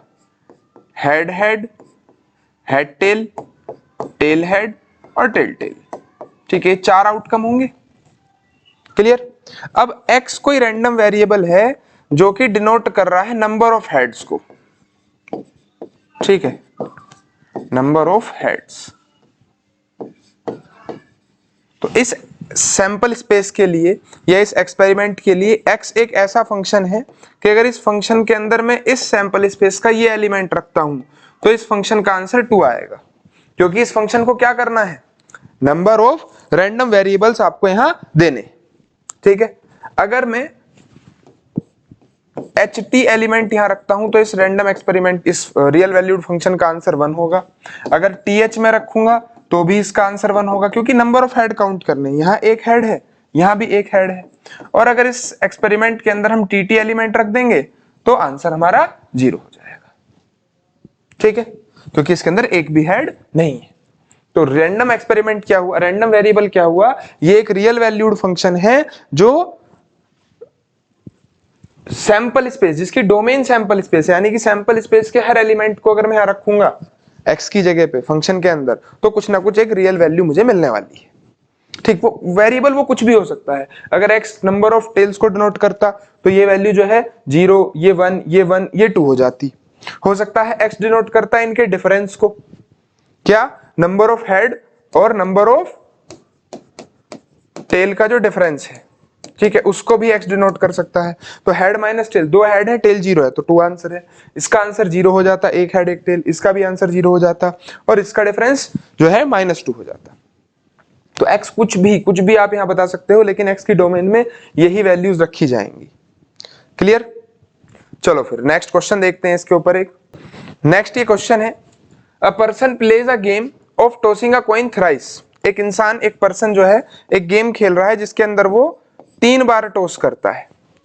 तो 3 बार टॉस करने का मतलब है, अगर मैं सैंपल स्पेस लिखूं तो सैंपल स्पेस हो गया 3 बार हेड आ सकता है, 2 हेड एक टेल, HTH, THH, अब यहां 2 टेल आ सकते हैं, HTT, THT, TTH या फिर TTT, तीनों बार टेल आ सकता है। For each head he is given ₹2। Her head के लिए उस इंसान को 2 रुपए मिलेंगे जो ऑर्गेनाइजर देगा। और हर एक टेल के लिए and for each tail he has to give rupees 1.50, उस इंसान को 1.5 रुपया देना पड़ेगा। यानी हर हेड पे 2 रुपए जीत रहा है, हर टेल पे 1.5 रुपया हार रहा है। एक्स डिनोट्स अमाउंट गेन और लॉस्ट बाय द पर्सन। यहाँ जो एक्स है वो ये बताती है कि उस इंसान ने कितना पैसा जीता या हारा। तो अगर इस एक्स रैंडम वेरिएबल के अंदर है ना, इसे शो करना है, ये रैंडम वेरिएबल है और exhibit it as a function on the sample space of the experiment. ठीक है, तो अगर मैं इस फंक्शन में 3 हेड रखता हूं तो ये फंक्शन अब आंसर देगा कि वो अमाउंट कितनी जीतेगा, है ना। एक्स लिखा हुआ है, x denotes the amount gain और लॉस। तो 3, एक हेड पे 2 रुपए मिल रहा है, 3 हेड पे कितने रुपए मिलेंगे, 6 रुपए, तो 6 रुपए जीतेगा। अगर ये 3 एलिमेंट रखो, चाहे HHT रख लो, चाहे HTH रख लो, चाहे THH रख लो, इन तीनों के लिए वो जो अमाउंट जीतने वाला है, देखो 2 हेड आ रहे हैं तीनों में, यानी कि 4 रुपए तो जीतने हैं और 1.5 हारना है, क्योंकि एक टेल आ रहा है। तो 1.5 हारने का मतलब क्या हो गया, 4 - 1.5। 4 - 1.5 क्या हो जाएगा, 2.5 आपका, 2.5 रुपीज वो गेन करेगा। इन 3 एलिमेंट्स के लिए HTT, THT या TTH, इन 3 एलिमेंट्स के लिए क्या अमाउंट जीतने या हारने वाला है। तो भैया 2 टेल हैं, 3 रुपए हार जाएगा और हेड आने पे 2 जीतेगा, तो यहाँ 1 रुपए का घाटा होने वाला है, -1। और अगर मैं इस एक एलिमेंट की बात करूं TTT, तो क्या आंसर होगा, 3 बार टेल आ रहा है, 1.5 3 बार हारेगा तो 4.5 रुपए हार जाएगा। तो ये हो गया। क्या ये रियल वैल्यूड फंक्शन है, क्या इस फंक्शन में हर एलिमेंट कहां से आया है, सैंपल स्पेस उसकी डोमेन हो गई। तो यस, ये जो है एक रैंडम एक्सपेरिमेंट को रिप्रेजेंट कर रहा है। अब यहीं से आप प्रोबेबिलिटी डिस्ट्रीब्यूशन और मीन सीख जाओगे। जैसे क्वेश्चन है, find the number of head in 3 tosses of the coin, mean निकालना है नंबर ऑफ हेड का। तो late x be a random experiment, a random variable, x be a random variable denotes number of head in 3 tosses of a coin, in 3 tosses of a coin। ठीक है, x एक random variable है जो denote कर रहा है head की गिनती कितनी है, नंबर ऑफ हेड्स कितने हैं 3 टॉसेस के अंदर। ठीक है, तो अगर मैं बात करूं x की, देखो सैंपल स्पेस अगर आप बनाओगे तो सैंपल स्पेस तो वही है HHH, HHT, HTH, THH, HTT, THT, TTH और TTT, ये सैंपल स्पेस है। अब यहाँ प्रोबेबिलिटी x की 0 होने, क्योंकि देखो x क्या हो सकता है, अगर मैं x को बताऊं तो हो सकता है अगर सिक्का 3 बार उछला तो हो सकता है एक भी हेड ना आए, हो सकता है एक हेड आ जाए, हो सकता है 2 हेड आ जाए और हो सकता है 3 बार उछलने पर 3 हेड आ जाए। x की बस ये 4 ही वैल्यू पॉसिबल है। अब x के 0 होने की प्रोबेबिलिटी क्या होगी, तो x के 0 होने का मतलब है एक भी हेड ना आना, और एक भी हेड ना आने का मतलब है तीनों बार टेल आना, और ये एक बार हो सकता है कितने में से, 8 में से। टोटल आउटकम 8 है, 8 में से एक बार ये पॉसिबल है कि तीनों बार टेल आ जाए। x की वैल्यू 1, यानी एक हेड आना। एक हेड कितने केस में आ रहा है, 3 केस में, कितने में से, 8 में से। तो x की वैल्यू 1 होने की प्रोबेबिलिटी है 3/8। x की वैल्यू 2 कि भाई 2 हेड आ जाए, तो 2 हेड आने की क्या चांसेस है, 2 हेड इन 3 केस के अंदर आ रहा है। ठीक है, यहां भी 3/8। और x की वैल्यू 3, x की वैल्यू 3 होने की क्या प्रोबेबिलिटी है, 3 बार हेड, 3 बार हेड, एक ही केस में आया 1/8। अगर मैं इसी डाटा को एक टेबल के रूप में लिख दूं, ठीक है, उस टेबल के अंदर एक कॉलम बनाए x का, एक कॉलम बनाए px का। ठीक, x की वैल्यू 0, 1, 2 और 3। अगर x की वैल्यू 0 है तो प्रोबेबिलिटी कितनी, 1/8। x की वैल्यू 1 है तो प्रोबेबिलिटी कितनी, 3/8। x की वैल्यू 2 है तो प्रोबेबिलिटी कितनी, 3/8। और x की वैल्यू 3 है तो प्रोबेबिलिटी कितनी, 1/8।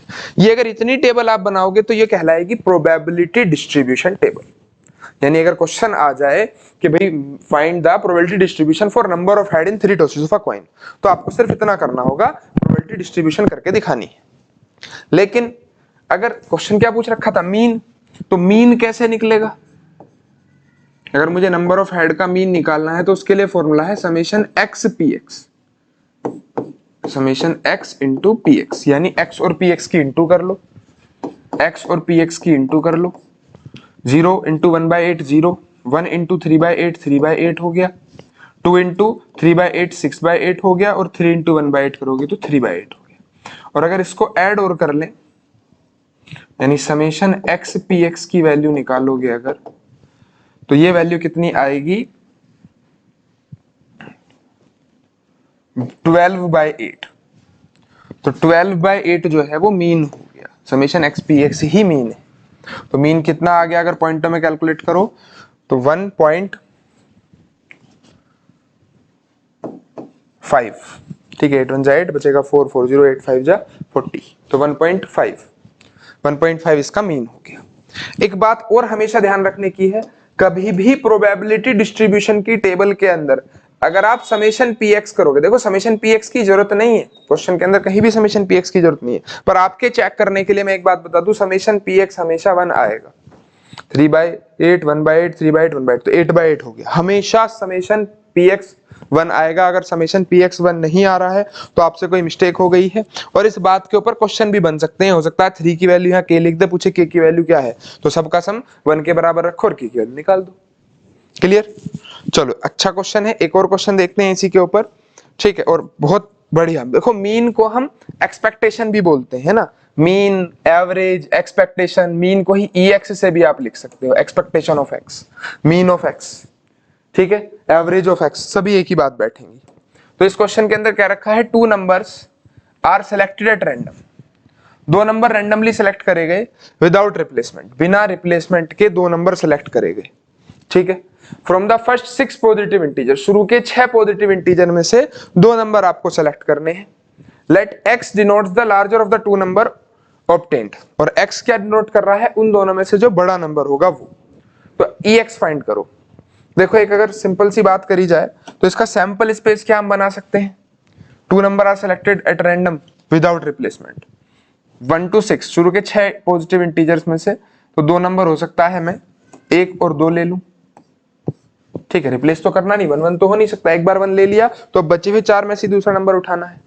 हो सकता है 1 के साथ में 3 ले लूं, 1 के साथ 4 ले लूं, 1 के साथ 5 ले लूं और 1 के साथ 6 ले लूं।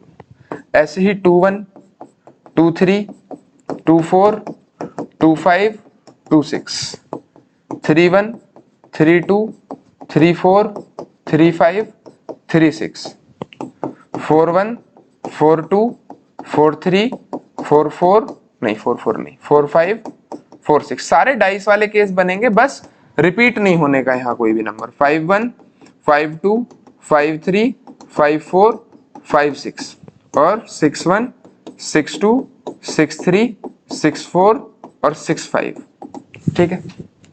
क्या इन 30 केसेस, टोटल 30 केस बने, क्या इन 30 केस के अंदर कोई ऐसा पेयर है जहां 1 सबसे बड़ा नंबर आ रहा है उस पेयर में, जैसे एक पेयर है जिसमें बड़ा नंबर 2 है, यहाँ 3 है बड़ा नंबर, यहाँ इन दोनों में 4 है बड़ा नंबर, यहाँ इनमें 5 है बड़ा नंबर, तो कभी भी बड़ा नंबर 1 नहीं आएगा। 2 हो सकता है, इस पेयर के अंदर बड़ा नंबर 2 है ना, 3 यहाँ है, 3 यहाँ भी है, 3 यहाँ भी है, 3 यहाँ भी है बड़ा नंबर, 3 यहाँ भी बड़ा नंबर है ना। तो यही कह रखा है कि जो 2 नंबर आप सिलेक्ट करोगे उसमें बड़े नंबर को x रिप्रेजेंट करेगा, तो x की वैल्यू कभी भी 2 हो सकती है, 3 हो सकती है, 4 हो सकती है, 5 हो सकती है, 6 हो सकती है, ठीक है।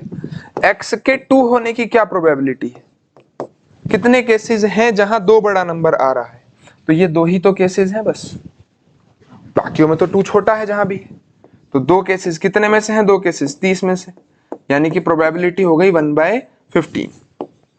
x के 3 होने की क्या प्रोबेबिलिटी, अब x के 3 होने की, 3 कितने केसेस में बड़ा नंबर है, तो 3 जो बड़ा नंबर है वो इन 4 केसेस में है, 1 3 में भी 3 बड़ा है, 2 3 में भी, 3 2 में भी और 3 1 में भी, यानी कि क्या हो गई प्रोबेबिलिटी इसकी प्रोबेबिलिटी हो गई 4/30, मतलब 2/15। x के 4 होने की क्या प्रोबेबिलिटी, अब ये जो केस है ये वाले और ये वाले, इन सब में 4 बड़ा है, 4 1 4 2 4 3 3 4 2 4 और 1 4, तो ये कितने केस हो गए, 6, 6/30, यानी कि ये वैल्यू हो गई आपकी 3/15। x के 5 होने की क्या प्रोबेबिलिटी है, तो 5 कितने केसेस में बड़ा है, ये 4 और ये 4, 8 केस हैं जिनमें 5 बड़ा है, यानी कि ये वैल्यू हो जाएगी हमारे पास 4/15। x के 6 होने की क्या प्रोबेबिलिटी है, कितने केसेस है जहां 6 बड़ा नंबर है, ये 5 केसेस और ये 5 केसेस, यानी टोटल 10 ऐसे केस हैं जिसके अंदर 6 बड़ा नंबर है, यानी कि ये प्रोबेबिलिटी हो गई 5/15। इसकी टेबल बना लो।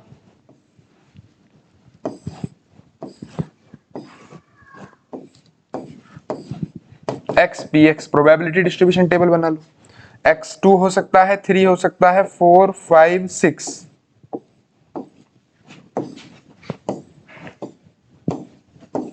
x के 2 होने की प्रोबेबिलिटी 1/15, x के 3 होने की प्रोबेबिलिटी 2/15, 4 की प्रोबेबिलिटी 3/15, 5 की प्रोबेबिलिटी 4/15 और 6 की प्रोबेबिलिटी 5/15। एक बार रुक के चेक कर लो क्या इन सबका सम 1 है।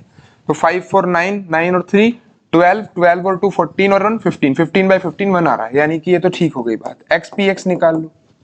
2/15, 6/15, 12/15, 20/15 और 30/15। समेशन एक्स पी एक्स क्या होगा, अगर मैं इन सबका सम करता हूं तो क्या होगा। तो 30 + 20 50, 62, 68 और 2 70, 70/15 ये आ गया। और ये ही क्या है, मीन है। समेशन एक्स पी एक्स को ही हम मीन बोलते हैं। यानी अगर मैं मीन निकालूं तो क्या आ जाएगा, मीन आ जाएगा मेरे पास समेशन एक्स पी एक्स। और क्या वैल्यू है समेशन एक्स पी एक्स की, 70/15।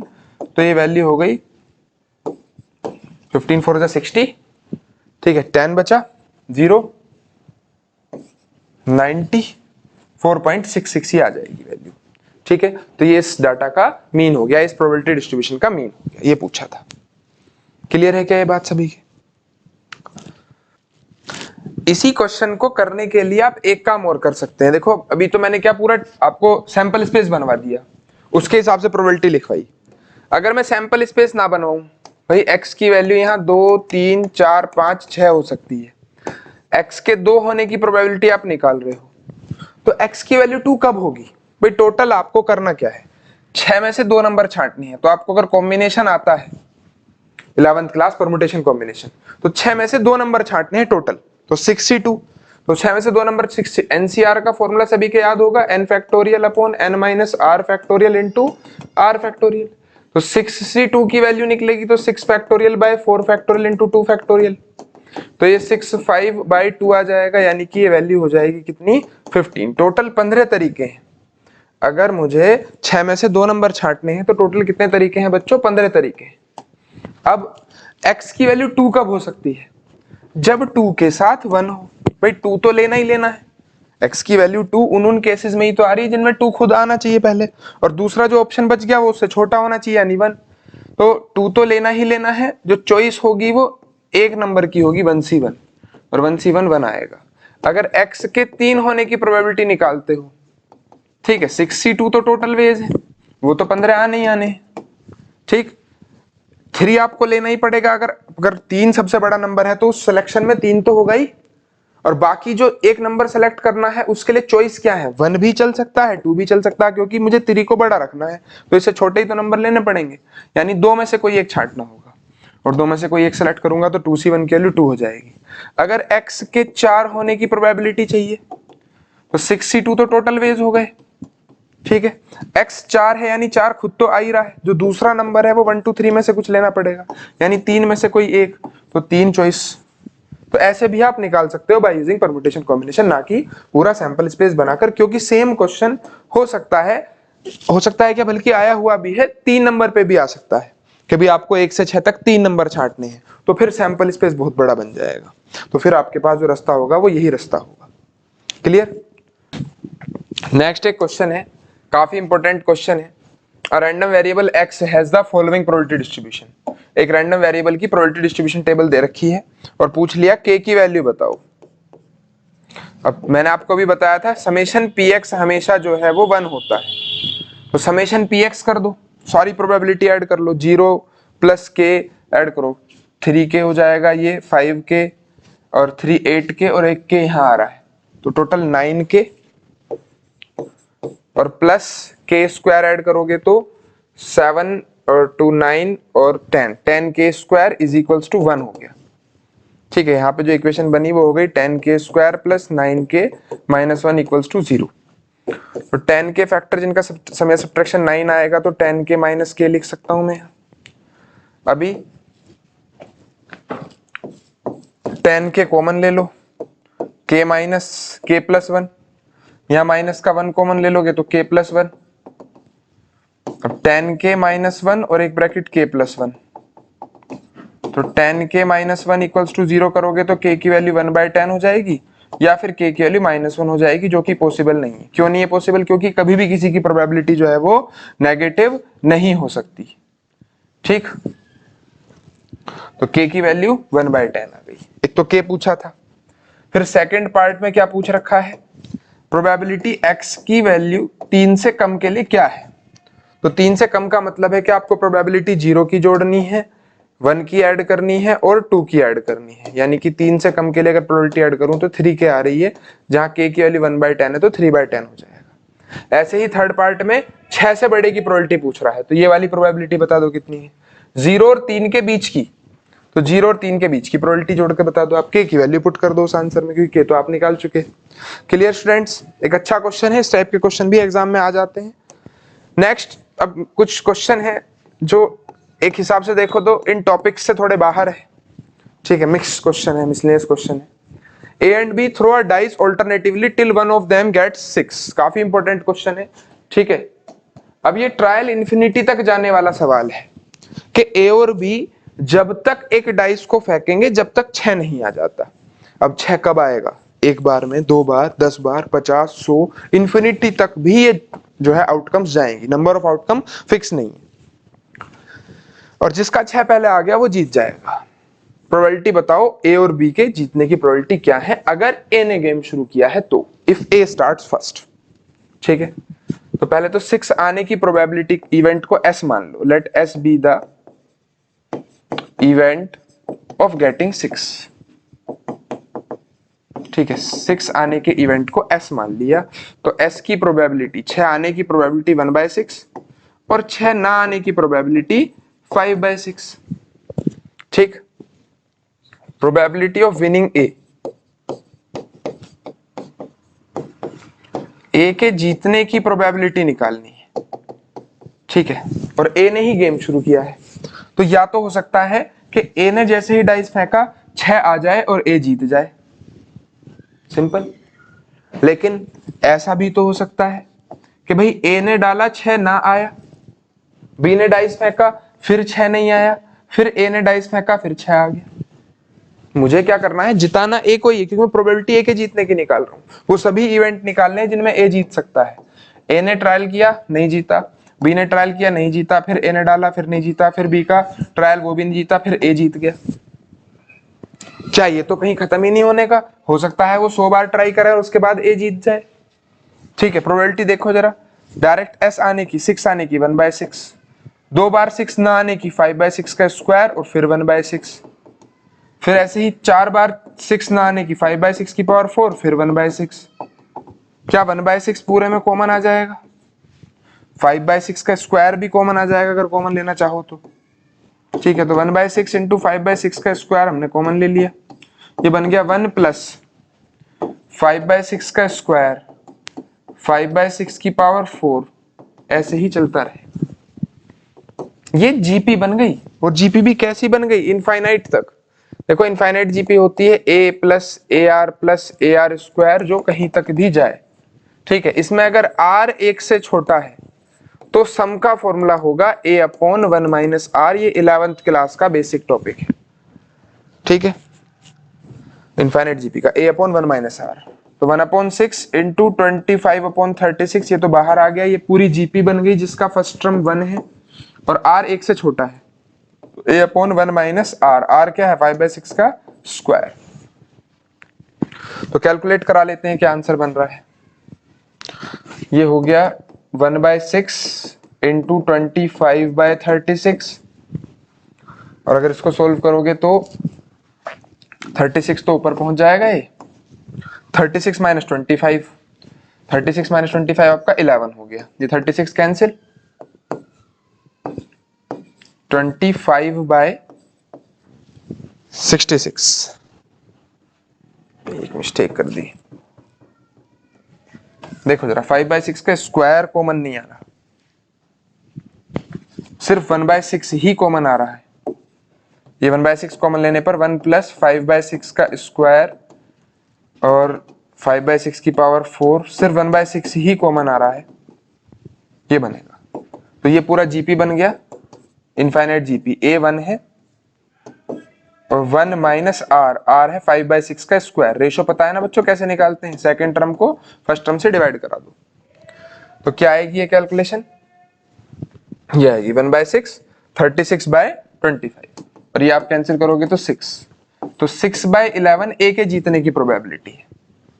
ठीक है, अगर मेरे से कोई पूछता भैया बी के जीतने की प्रोबेबिलिटी बताओ, तो या तो सारा काम दोबारा करो या फिर एक में से ए के जीतने की घटा दो। ठीक है, तो ए के जीतने की है 6/11, तो 1 में से माइनस कर दोगे तो 5/11 है।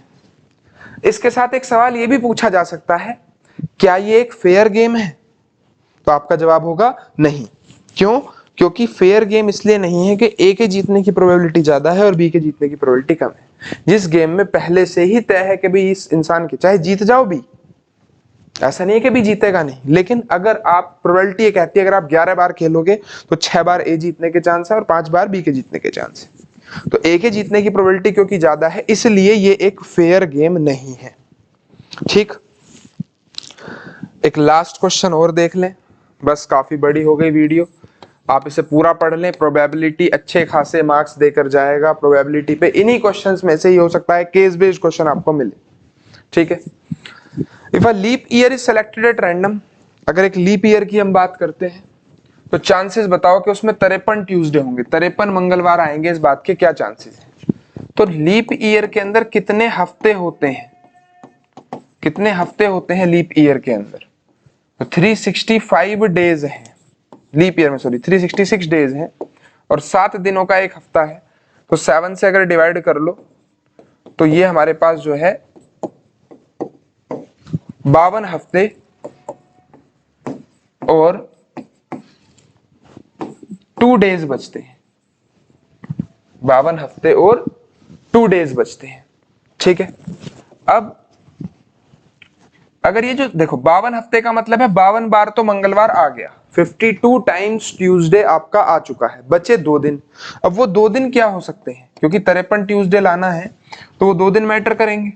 वो 2 दिन हो सकते हैं संडे मंडे हो जाए, वो बचे हुए साल के 2 दिन हो सकते हैं मंडे ट्यूसडे हो जाए, हो सकता है वो बाद के बचे हुए 2 दिन ट्यूसडे वेडनेसडे हो जाए, वेडनेसडे थर्सडे भी वो हो सकते हैं, थर्सडे फ्राइडे भी वो दिन हो सकते हैं, फ्राइडे सैटरडे भी हो सकते हैं वो 2 दिन, और सैटरडे संडे भी वो 2 दिन हो सकते हैं। ठीक है, तो टोटल आउटकम क्या बनती है? 7 आउटकम बनती है।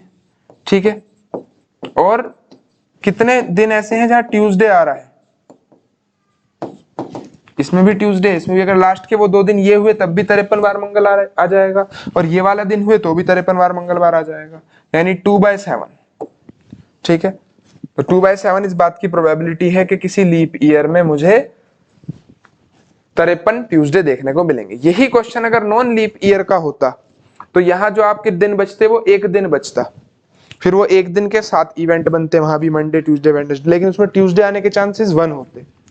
तो अगर नॉन लीप ईयर का सवाल है तो 1/7 होगा, और खाली ट्यूसडे का ही नहीं किसी भी दिन की सेम प्रोबेबिलिटी है, किसी भी दिन के 53 बार आने के चांसेस 2/7 है लीप ईयर के अंदर, और नॉन लीप ईयर के अंदर वो चांसेस 1/7 है। ठीक है, तो आप सभी का ये वीडियो देखने के लिए बहुत बहुत धन्यवाद। अगर आप स्टार्टिंग से लास्ट तक बने हुए हैं, कमेंट करके मुझे जरूर बताएं कि आपको वीडियो कैसी लगी है, वन शॉट क्या प्रोबेबिलिटी समझ आया, क्या कुछ ऐसी बात सीखने को मिली जो पहली बार आपने देखी है, या आपके बोर्ड एग्जाम के लिए ये कितना यूजफुल रहा। और अगर बाई चांस इस वन शॉट का कोई भी क्वेश्चन बोर्ड एग्जाम में आपको देखने को मिलता है तो बोर्ड एग्जाम देके आने के बाद आप इसमें कमेंट करेंगे कि हाँ हमारे एग्जाम में मुझे क्वेश्चन देखने को मिला, या किसी प्री बोर्ड वगैरह में अगर कोई भी क्वेश्चन आपका आता है तो कमेंट करके, ताकि और बच्चे समझ जाए कि हाँ भाई ये क्वेश्चन प्री बोर्ड के लिए या बोर्ड एग्जाम के लिए भी इंपॉर्टेंट है।